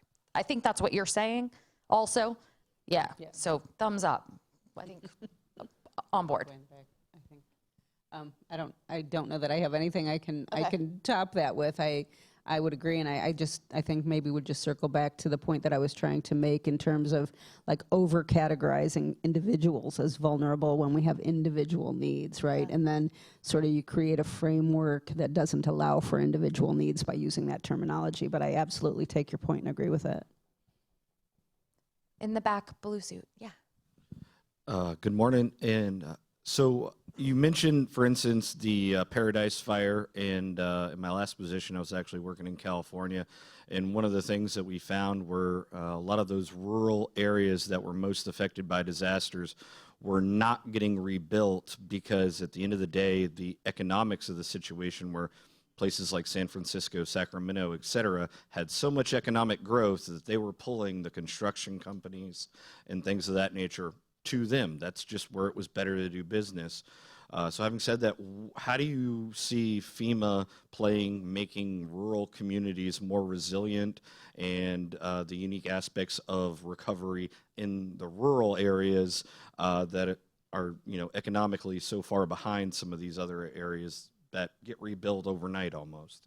I mean, and that's a great question, and I am certain I don't have a good answer for you. I think, I can speak to kind of the work around serving folks with disabilities in rural areas, right, which is equally as challenging, right, when the infrastructure is gone and transit systems don't exist and healthcare is gone and people can't leave their homes.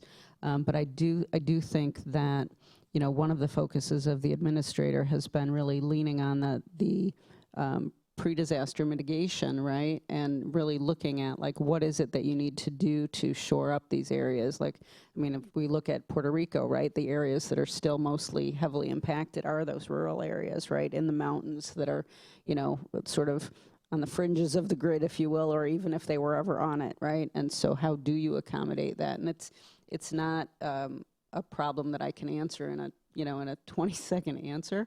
I think that we are definitely aware of it, and in terms of people with disabilities, living in and wanting to return to rural areas, it's something that my office is very much looking at. And I will say that, interestingly, even in the farthest flung rural areas, there are Centers for Independent Living, protection and advocacy agencies, and some of the organizations that I've talked about who are serving those areas. And so, identifying those folks and creating those partnerships and linkages to at least figure out how do you serve, right? And, and I think going back to what we talked about, sort of leveraging who can we partner with and what are the technologies available and what can we, like one of the initiatives that they're looking at with one of my colleagues in Puerto Rico, they're really looking at investing in telemedicine, right, to reach some of the folks in the farthest flung areas who don't have a car anymore and they maybe still don't have a road, right, to get to a doctor.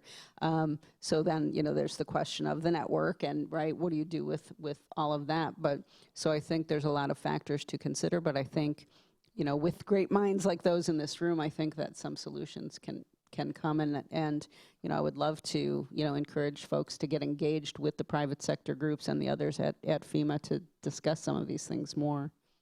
Absolutely. Yes. I thank you for your comments. My name is Austin Lord. I'm an anthropologist at Cornell University. I've done research in Nepal, and I worked on one project called Disaster Disability and Difference for UNDP, which focused on intersectional issues of disability in the post-earthquake context. I just had a quick question for you, sort of building on what the professor from in this corner of the room asked. Have you had what kind of actions or what kind of conversations or dialogues is FEMA initiating on the international scale? Are you making any efforts to share information or learn from sort of other issues of disability in other contexts? Sort of a similar question I was going to ask for on climate change as well. If communication and awareness and outreach is so important, are there lessons that can be learned from how outreach is being done in other contexts? Thank you. So that's a great question, and I will say that my office in particular has not really engaged internationally. FEMA as a body, does engage internationally and have folks coming in. I can tell you that I have encouraged us that when we bring in international groups that we do look at bringing folks in who are working on disability issues in terms of disaster and response and resilience.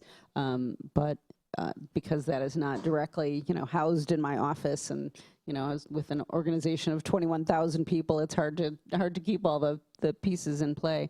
But I do believe that there are a lot of lessons to be learned from folks, and and in terms of me personally, in my volunteer world, I sit on the International Paralympic Committee's Legal and Ethics Committee and get to go to the Paralympic Games, which follow the Olympic Games. But anyway, the point in that is one of the things that's become a huge topic of discussion, of course, is emergency preparedness in the context of large-scale, sporting and athletic events. And, when you're housing 3,000 to 5,000 or 10,000 athletes, and in particular with the Paralympic Games housing, that many athletes with disabilities, and, increasing the complexity of the situation. And so we were starting to look at that when my term ended, unfortunately, but I think there will be more to come, on that, and I would love to talk with you further. Fantastic. Well, thank you so much. Really helpful. Join me in thanking Linda for all of her great perspective. Thanks for having me. Thanks.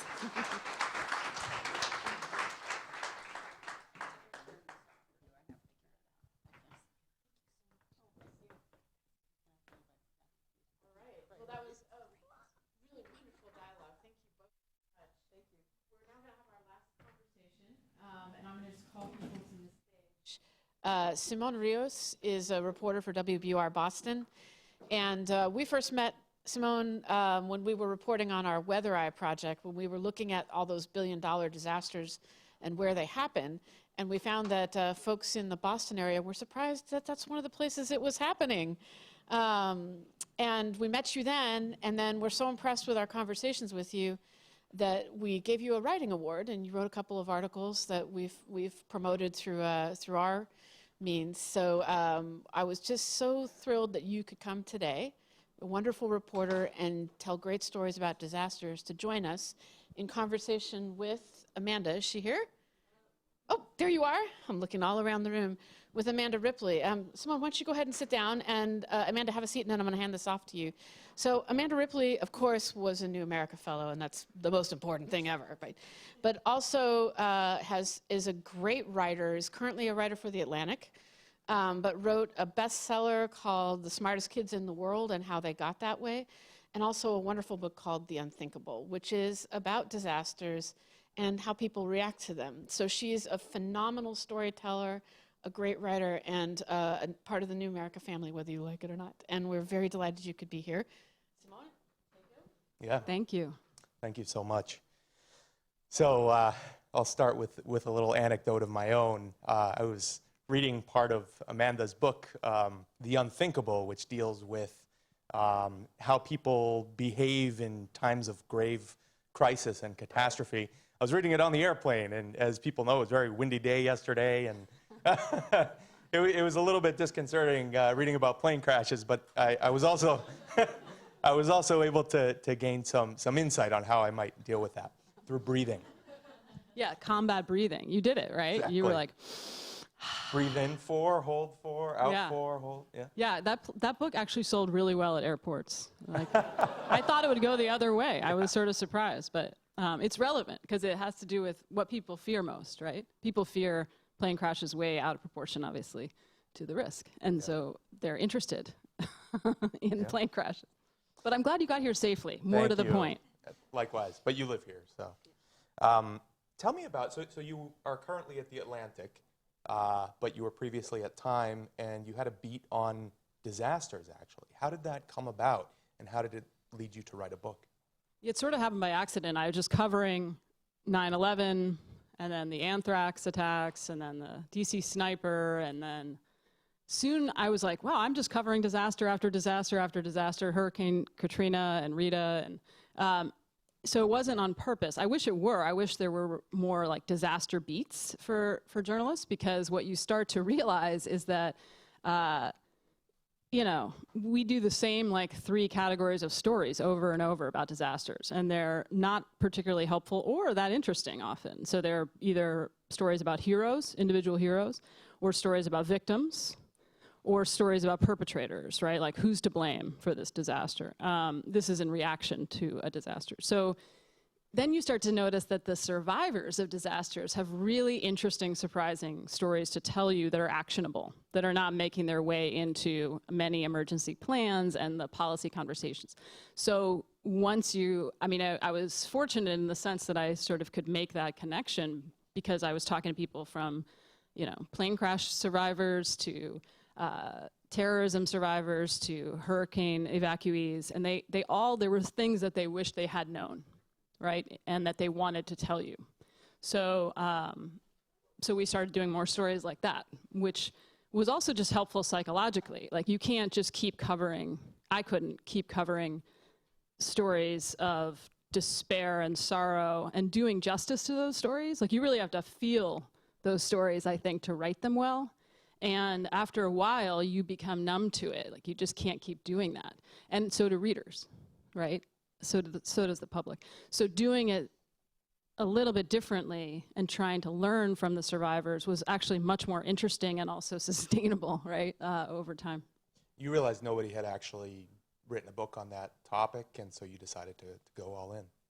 Yeah, most of my books I do in order to stay sane. Like, it's a way for me to cope with, because like I said, I couldn't just keep writing these like tragedy stories, although we have to write those, and those are important. I don't mean to be glib about it, but this was a way to say, okay, how does the brain actually behave in this situation, and what can we learn?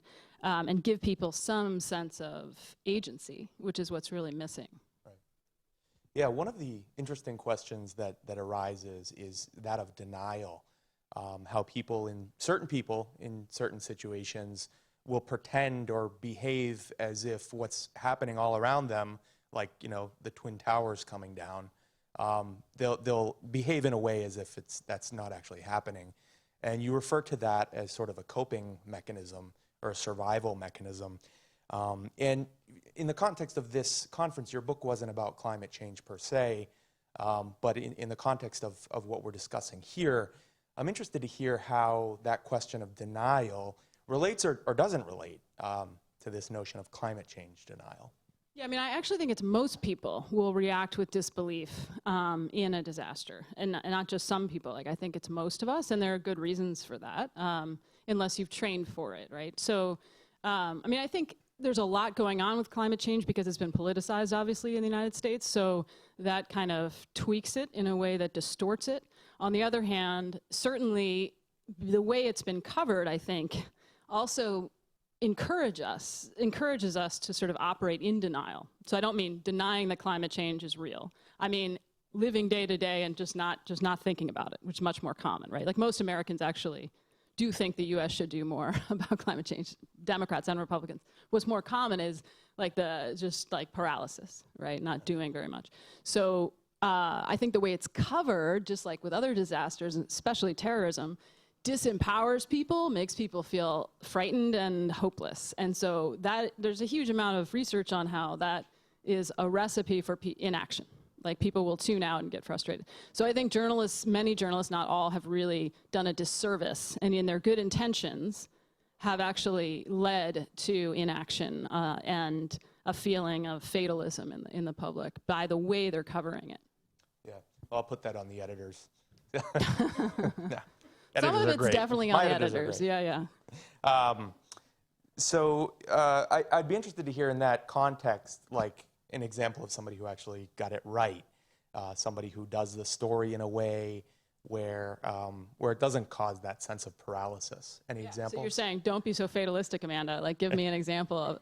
No, that's great. I was actually reading a really good interview with a journalist named Elizabeth Arnold, who was from Alaska, and she is, I just think, really good at articulating this. If you Google her and climate change, you could find it. But Elizabeth Arnold, was from Alaska and had covered different parts of the climate change story, had also worked for NPR in DC, and sort of could see the national coverage and could see it as a local. And about 10 years ago, she wrote a story about a community close to the Arctic Circle that was literally dissolving into the sea. And, it was very sad and disturbing and important piece. And then over the next decade, she watched all kinds of international and national reporters fly in and do the same story, like over and over and over. And no one really covered 9 miles away across the water. The people were building a new community. And people didn't write that story. That wasn't the story they wanted to tell. That's not the story they had pitched to their editors or their editors had told them to write. And so they were missing this really important piece. So it was important, right, that this community was sliding into the sea and schools and houses were literally being lost. But it was also important that people were not just waiting for someone to like miraculously save them. Like people in this community were trying to create a solution, and it was hard, and there were setbacks, and it remains difficult. But that's a much better and more interesting story if you look at both those things at once, and gives people a sense that this is not like immutable necessarily. One of the characters that stuck with me in your book is this J.P. Morgan security officer, this kind of bull-necked, like Vietnam veteran, I believe, born in England. And, you know, that he really, when 9/11 happened, right, or was it 9/11? Yeah, it was 9/11, Rick Rescorla, yeah. Right. Yeah. And so there, he was there for the 1993 attack. Right. And then through that, and he really took issue with the Port Authority and their safety protocols. And when 9/11 happened, he took charge and apparently saved a lot of people's lives because of his own direction. If we could translate that to the climate discussion, I mean, it's a much broader case, right? We're not talking about one building, we're talking about the whole world. Is it going to take some kind of, you know, charismatic figure, or is it, you know, more of a solution of curricula in the schools? What's it going to take to really get people to act on this issue? Yeah, I mean, I think that it's a lot like the terrorism threat in the sense that you need to help people feel like they have agency, right? Like, you know, I used to get really frustrated because every time someone would thwart a terrorist attack, like maybe on a plane, like the passenger would tackle some would-be hapless terrorist, there'd be all this coverage about this heroic guy, and it was gonna be amazing, and he'd be like on Jimmy Fallon, and he'd be like, oh, I don't feel like a hero, whatever. And then he'd do it again, like 6 months later. Yeah. And in fact, the story is that regular people will step up and take action, right? Particularly when they feel empowered. The most disempowering experience in America is going through TSA and getting on a plane, right? Like, this is not an empowering experience. So what's interesting is why there are still some people who will stand up and take action.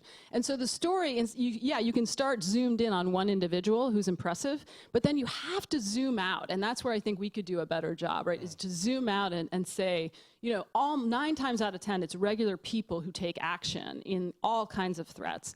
And it's regular people who have creative ideas about solutions. And they don't tend to all sit around waiting for someone to save the day or for government to save the day. So I think, you know, people are capable of that, which is what Rick Rescorla understood. So Rick Rescorla, what he did was he realized that Morgan Stanley was like a small village in the clouds. You know, they had 22 floors of Tower 2. So he realized it was a threat. He realized that they couldn't wait for first responders, and he assumed that the towers would be attacked again. So what he did was that he deputized all his people. So all Morgan Stanley employees had to do regular, surprise, mandatory fire drills in which you had to actually go down some stairs. Now, let me just tell you, having been working at the Time Warner building, the Time Inc. building in New York City and Rockefeller Center at that time, we never went down the stairs. We were told to muster by the elevators and wait for instruction, right? And this is still standard in most places for lots of reasons that we could debate. But like, the point is, Rick did not listen to that, and he empowered his people to go into the stairs. They knew where the stairwells were, which was not true of about half the people in the towers in other companies. So when the first tower was hit, he grabbed his bullhorn and his walkie-talkie and his cell phone, and he was getting ready to call for an evacuation, and the evacuation had already self-started. So his people had already left. And the last detail I'll tell you is that he required that all visitors to Morgan Stanley be shown the stairwells on their first day. So that day, there were a whole bunch of visitors in training there, and they knew where the stairwell was. So what's relevant here, I think, for other disasters is that he had incredible faith in the ability of regular people to respond creatively, proactively, and intrepidly to real threats. And that's what I think we need to also think about with climate change. Not that the solution's all going to be grassroots, right? Like, it has to come at a systems level and a government level as well, and a corporate level. But I think making people realize the potential for creative solutions, for action, even if it's sitting in at a Senate office, that is action, right? And helping people figure out and calibrate which actions are most efficacious. That's what's, I think, missing from a lot of you do see stories about like how you can like compost and whatever, but like there's no calibration. Like what is most impact? Give me a force ranking of like, what's the most impactful thing I can do, right? Like, is it really turning the faucet off when I brush my teeth? That doesn't feel right. That doesn't feel like enough. Maybe it's calling my member of Congress on this day about this bill. Maybe it's composting. I don't know. But there's not a sense of helping people calibrate what's most effective. Yeah. It seems like such an important point, this notion of pretty much everybody becoming their own sort of response team, you know, every community, every family. And it seemed like government, this book came out 10 years ago, actually in 2008. But I'm curious to hear if you feel like government has absorbed some of those lessons, if they've read your book, and if things have improved in that regard. I mean, I really don't think it's improved on terrorism for sure, but that's a really low level threat. I mean, a very unusual threat. So, I mean, I think it depends. Like, there are states that are much better at this, right? And that's partly because they have a lot of experience with disasters, and you all probably know this better than I do. But there are communities that do a lot of training of regular people, and there are cities that do a lot of training and a lot of empowering of regular people and assume that the regular people are their first responders, right? But it's a little bit haphazard, right? It's not every place. It's not, most of all, the overriding culture remains the same in my experience, and you can tell me if I'm wrong, I hope I am, which is a fear of risk, a fear of liability, a fear of being embarrassed, and a fear that the public will panic. Like there's a very condescending assumption about how the public will respond to threats and that they cannot be trusted. And every profession does this, right? Like we all, like journalists are like, oh, you can't let readers decide what we write about. No. And then every profession does see. So there is this natural resistance to hand over control to people. But I think where you see really cool things happening, there's someone who's unafraid of that somewhere in that culture. Yeah. Yeah, that's a great point. That would be a great one to open up and hear from some of the other folks on. But I do have a few more things I wanted to talk about. One thing that people outside of journalism seem very interested in is the idea of storytelling. That's what we're here for today. And the power of the anecdote specifically. This is something that in my own reporting is always there. You know, give me some interesting data, and I want to know who the human is, how to really tell the story. Because I almost feel like oftentimes the anecdote is more important than the data, but if you have data to back up the anecdote, it's, you know, it multiplies. Yeah. But talk about that, like how, you know, the power of anecdote and how you go about finding the people who will embody the story you're trying to tell. Yeah, I mean, I think Jonathan Haidt, who I'm a big fan of, if you haven't read The Righteous Mind, Why Good People Disagree on Politics and Religion, I strongly recommend it. It should be like required reading at this point for Americans. But anyway, he has this great quote, which is, you know, the human brain is a story processor, not a logic processor. And that's right? And I think journalists get that intuitively.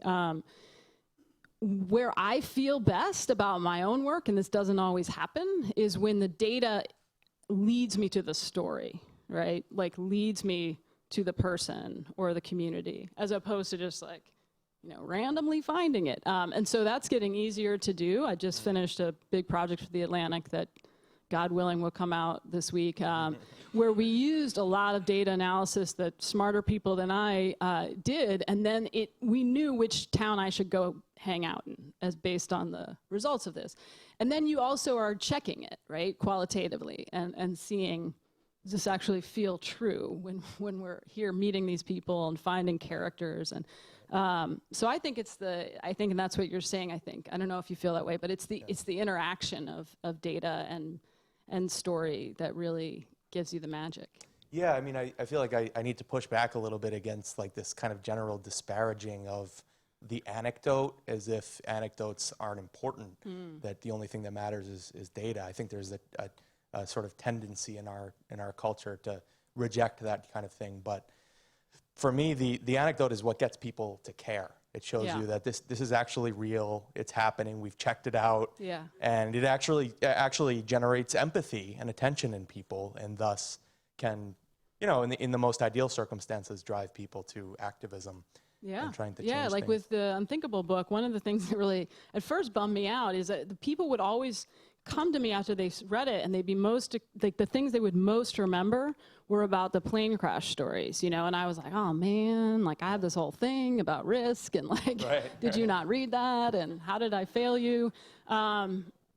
But like, you know what they really remembered about that was the breathing techniques that Navy SEALs and other people who work, anyone who works, I mean, anyone, period, has learned to deal with stress. It's like the one way to calm down your automatic stress response.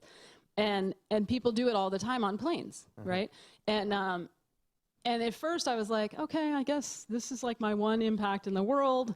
I've helped people deal with something that's never gonna happen to them. But then I was like, oh, I get this. Like what's happened here is you take a highly salient risk, like a threat that feels full of dread, right? Dread is a thing, like a psychological term. And plane crashes, like terrorism, are high in dread. And so it's very important to appreciate that that's the human psychology. We can fight it, we can make fun of it, we can talk down to people about it, but it's much better to just realize it, right? Like this is how humans work. So then if you give them something they can do, like another thing people often remember is counting the rows. Like people who respond to plane crashes, they themselves will often count how many rows to the exit while they're waiting for the plane to take off. They know it's unlikely, they'll need to know that, but they also, it gives them something to do, it gives you a sense of agency, you have nothing else to do while you're sitting there waiting for the plane to take off. And they know that most plane crashes are survivable, and that what you need to do is to get out very quickly, and that your brain will resist doing that, and that you won't be able to see because of the smoke. So knowing how many rows is very helpful, right? So that's something I do with my kid now on planes, you know, and it gives you a sense of like there's something you can do, even if in reality there might not be anything you can do. But I think the same is true with climate change. I mean, you don't want to suggest it's on regular people to solve plane crashes or climate change. At the same time, that's the intersection, like the anecdote plus something you can do. It instills confidence in people so that when, God forbid, they end up in a situation like that, they're willing to stand up. With that said, I wanted to ask you, and you already talked about how it's changed, you know, the way you fly in a plane with your kid, but what's the big takeaway that you can tell people in terms of this big conversation about how we behave in the case of a disaster, a catastrophe? What piece of advice do you have for everybody here in the case that something like that should happen to us? I mean, I think it's good to know that there will be a period of disbelief, and it happens to all of us. It happens even to people with a lot of training.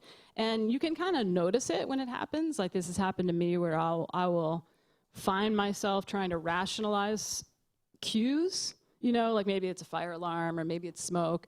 I will find very creative ways to explain that away, but I now will catch myself doing that. And the same is true with other threats that are more slow moving. So I think understanding how your brain works and appreciating that you can override that, particularly through good training, is important so that you don't just feel like you're, you know, a victim come what may. Because often people will literally freeze, like I was talking about before. They'll, you know, the plane will crash and they'll go to get their luggage off, or they'll inflate their vest when they're being told not to. Their mind just isn't operating 100% for whatever reason. Is it possible to override that sort of instinct? Or, because not everybody acts that way, but for people who Most do, is people, it possible I mean, to if they're in override? an unusual and extreme event, most people will freeze. In the research I've seen, it depends on the situation, but that's much more common than panic, right? So the airlines call this negative panic because it's such a problem on plane crashes. So people just sit there, and so this is the big problem, not panic. And so if we were to like work backwards from there, like what would we do differently when it comes to educating the public and designing emergency plans and doing messages? Like assuming that people will underreact leads you to a very different set of messages, right? Yeah.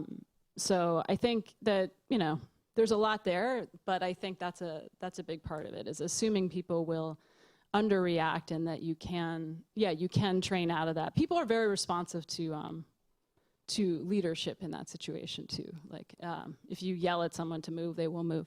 Yeah. Yeah. So I think in one case you had a woman who was sort of, one of the towers was coming down on 9/11, and she was just standing there, and this woman came out of nowhere, the woman dressed in red, Right. and said, "Let's get out of here." And she did. She followed her. Right. So, She would have followed her anywhere, she Yeah. said. Yeah. it's amazing. I would love to open it up, and specifically on that question about how government has, I don't want to say learned from your particular book, but this notion about giving agency to people so that in times of crisis, they have a sense of agency, a sense of leadership. If anybody wants to ask a specific question or tell a story about that, that would be great.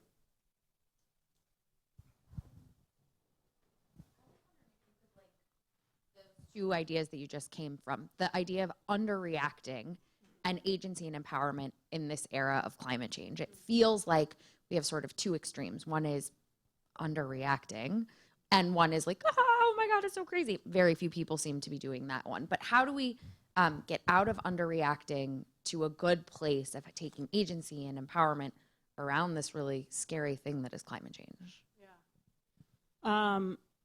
It's easier for me to speak to the journalism end of that, but obviously there are many different fronts on which you'd need to fight this, and you are fighting this. So I think from a journalism point of view, there's something called the Solutions Journalism Network, which is a nonprofit that supports journalists to do good stories, not like fluff stories, but good stories about people trying to solve problems in their communities.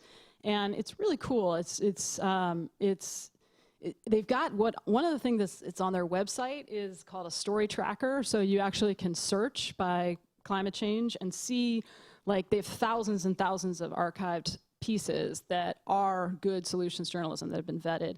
So you can kind of see what that looks like. You can share those stories. You can support those journalists. You can reach out to those journalists. Like, so there are people out there trying to do this, and they need a sort of a boost, I think, to amplify their work. What we do know is that people really respond well to this. Like, people, if it's done right, it's easy to do badly, for sure. But if it's done right, where there's a clear-eyed look at the threat and a look at how people are actually struggling and trying to respond, and sometimes they're succeeding, sometimes there's not. But right now, I think a lot of, not all, but a lot of climate change coverage suffers from the same problems as political coverage.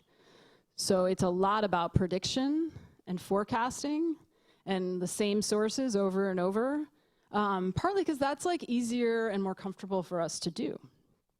And it has this really devastating effect on the public. Like, people tune out. It feels like there's nothing that can be done. The system is just, you know, basically rigged in the case of politics, which may be true, but if you don't ever focus on what people are trying to do differently, or the attempts and failures of people trying to do something differently, then your stories just kind of like fade. They just go out and nothing happens, and you just do it over and over. And I think there's that frustration, right, with a lot of climate change reporting. So I would suggest the Solutions Journalism Network is a good resource for examples, specific examples of how to do that, people will respond, just like in public health. There's been a ton of research on this, right? Like, if you just scare the crap out of people, they tune out and get very frustrated. I see a lot of journalists, like, I tell them that, and they're like, okay, and then they go scare the crap out of people. Like, they feel like their identity is such that they don't think it's their job to give you hope, right? Like, I've actually been told that. It's not my job to give you hope. So I'm not sure what your job is. I don't think your job is to give people hope, but your job is to help people make informed decisions in a very complex world, right? So part of that is not scaring the crap out of them to the point where they just tune out. So there are differences of opinion about this within journalism, but that would be my take on it. I would just add to that, great comments, but for you folks who are in government, in the nonprofit sector, private, you know, everywhere, a lot of the onus, I think, is on you, because some of the best stories that we do come randomly from somebody who reaches out and they have an idea. But I'll say 99% of the time, those pitches are exactly what you're criticizing. So I would just say, you know, establish contact with the journalists who are covering things in your relative areas of expertise. That's a good point. I mean, yeah, that's a good point. And pitch them good stories that you think really get to the heart of the matter. Yeah, I mean, and you have to, but the thing is, you have to have the, like, courage and like comfort to tell the whole story. Like if there's something that you know a community or an office is trying to do, you can't just tell them like how everything is fantastic and awesome. Like you have to show them, reveal to them what's not working, or else it's not going to be a good story, it's not going to be a true story, and they're not going to want to do it. So, you know, an example of this would be, not from climate change, but I did a cover story for The Atlantic a few years ago about Starbucks partnering with Arizona State to try to help their baristas finish college. And, you know, to as much as more than I would have expected, they showed me what wasn't working, what was disappointing to them, what they'd changed to deal with that. Like not many baristas were signing up for college. And it was really important that they do that. Because otherwise it's just a kind of, it's not true. Like it's not a true story. And you have to show the challenge, not just, this works, isn't it amazing? Write a fluff story. Like that's not a good story, so.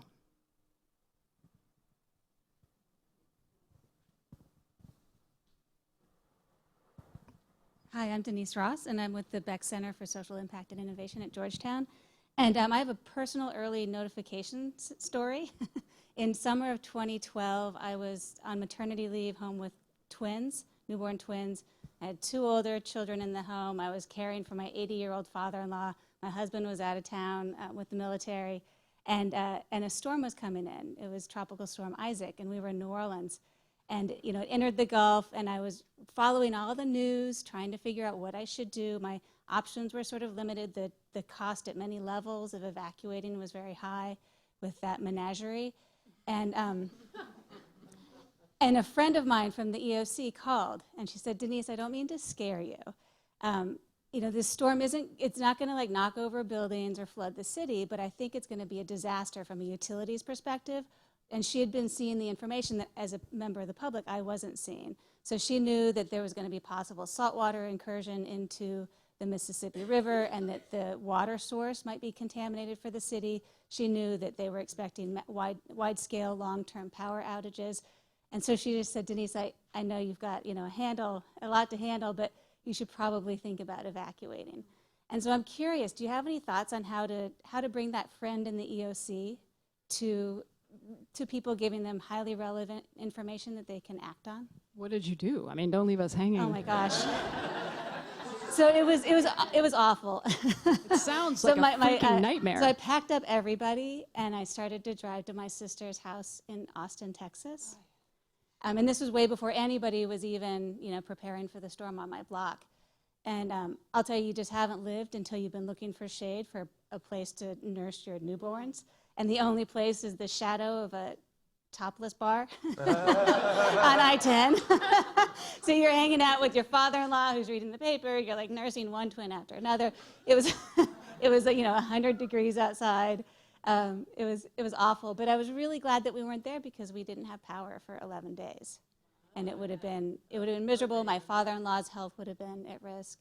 So I was glad we left. That's a great story. That's a great example of like a story bringing something to life. And I think to answer the question, Dennis Milletti's done a lot of good research on communications warnings. And I think people talk to an average of 5 people before they decide to evacuate. It may be higher now. But one of them is the local TV news broadcaster. So if you don't have a relationship with that person before the storm, then it's too late by the time the storm comes, right? But the second thing is like neighbors and friends and aunts and uncles. And I think, you know, one of the things I always advocated for was like dual use preparation. I'm not sure that's the right word, but turning, and this is definitely true for climate change, like making resilience building events like fun so that like you get something out of it either way. So if you're trying to educate people about evacuation in advance of a hurricane, like get them some food for God's sake. Do you know what I'm saying? Like make it a block party, like do something.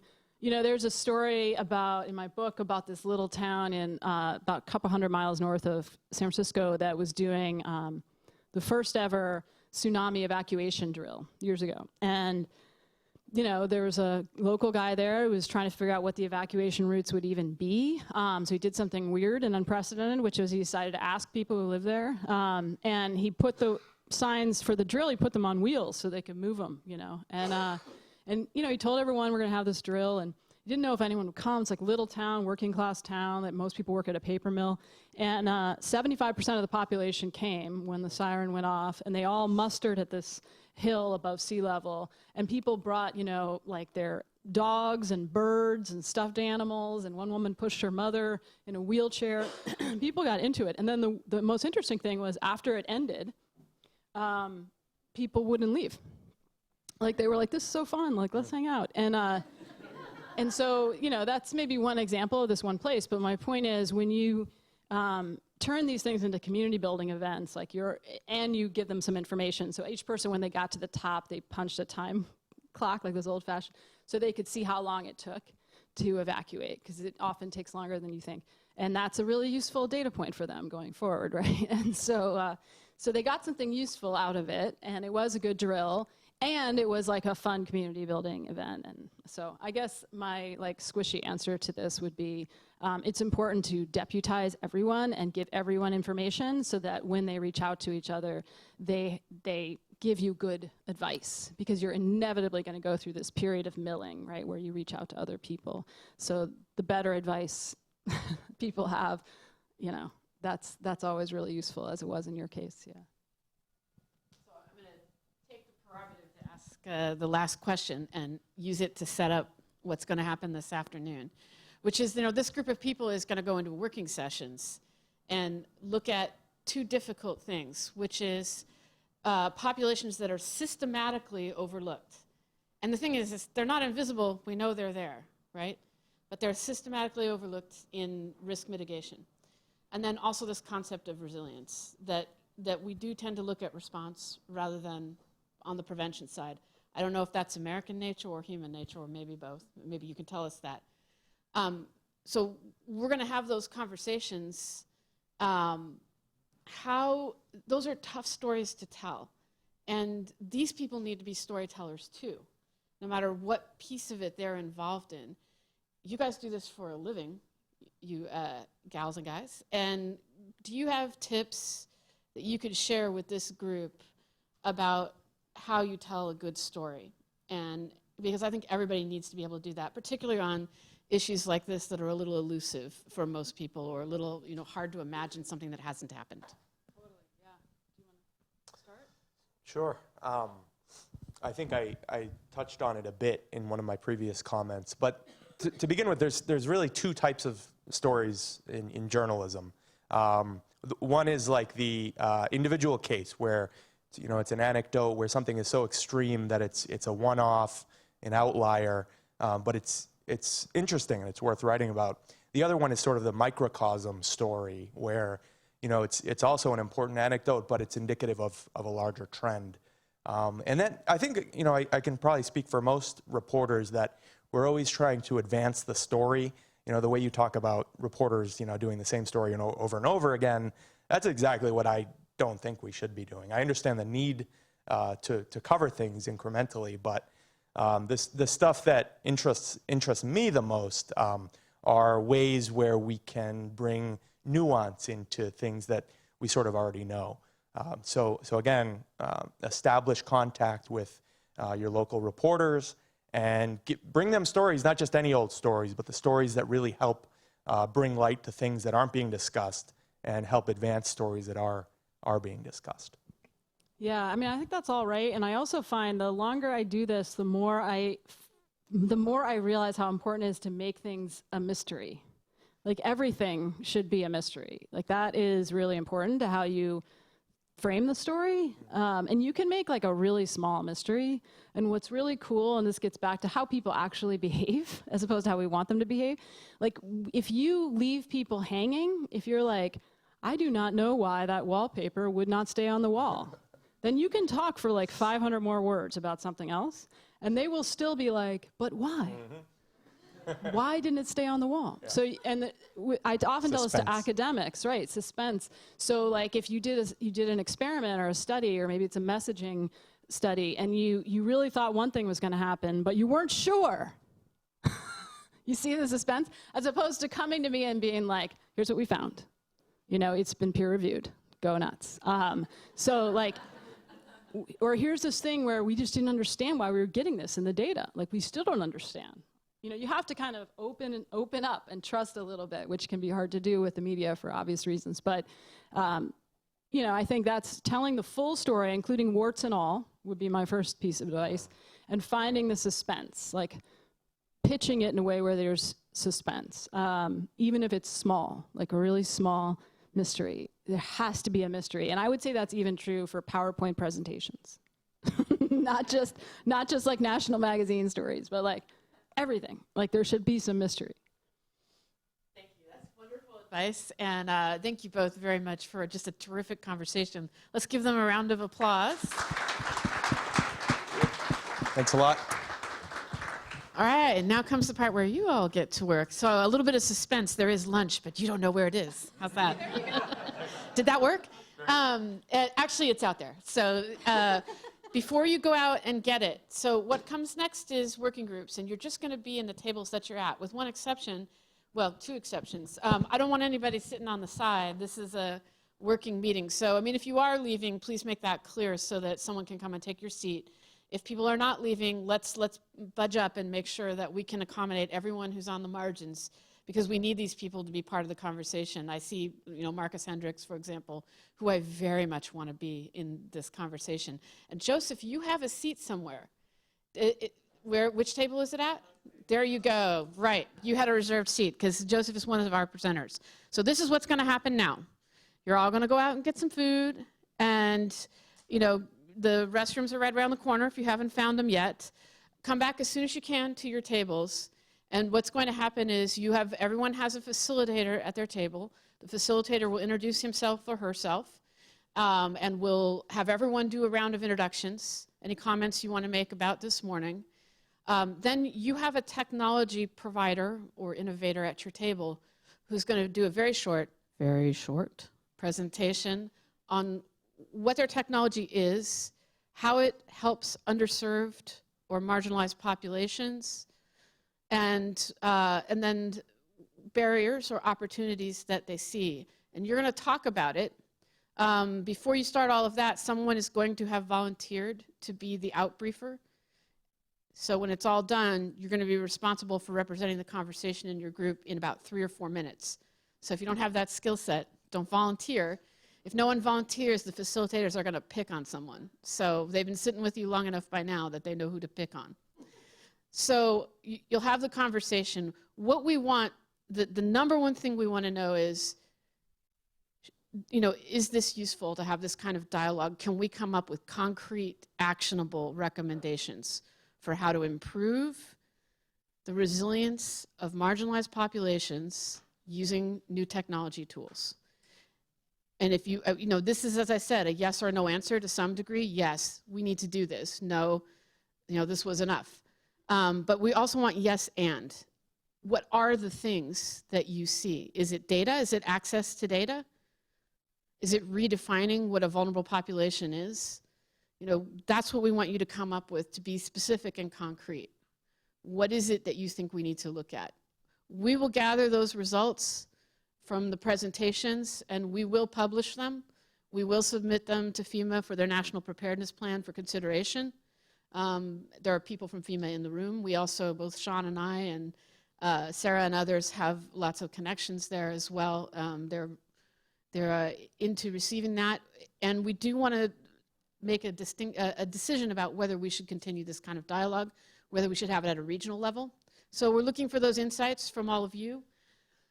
And am I forgetting anything? Is that good? Or we got our directions? So with that, please help yourself to some tacos out there, and we'll get to work.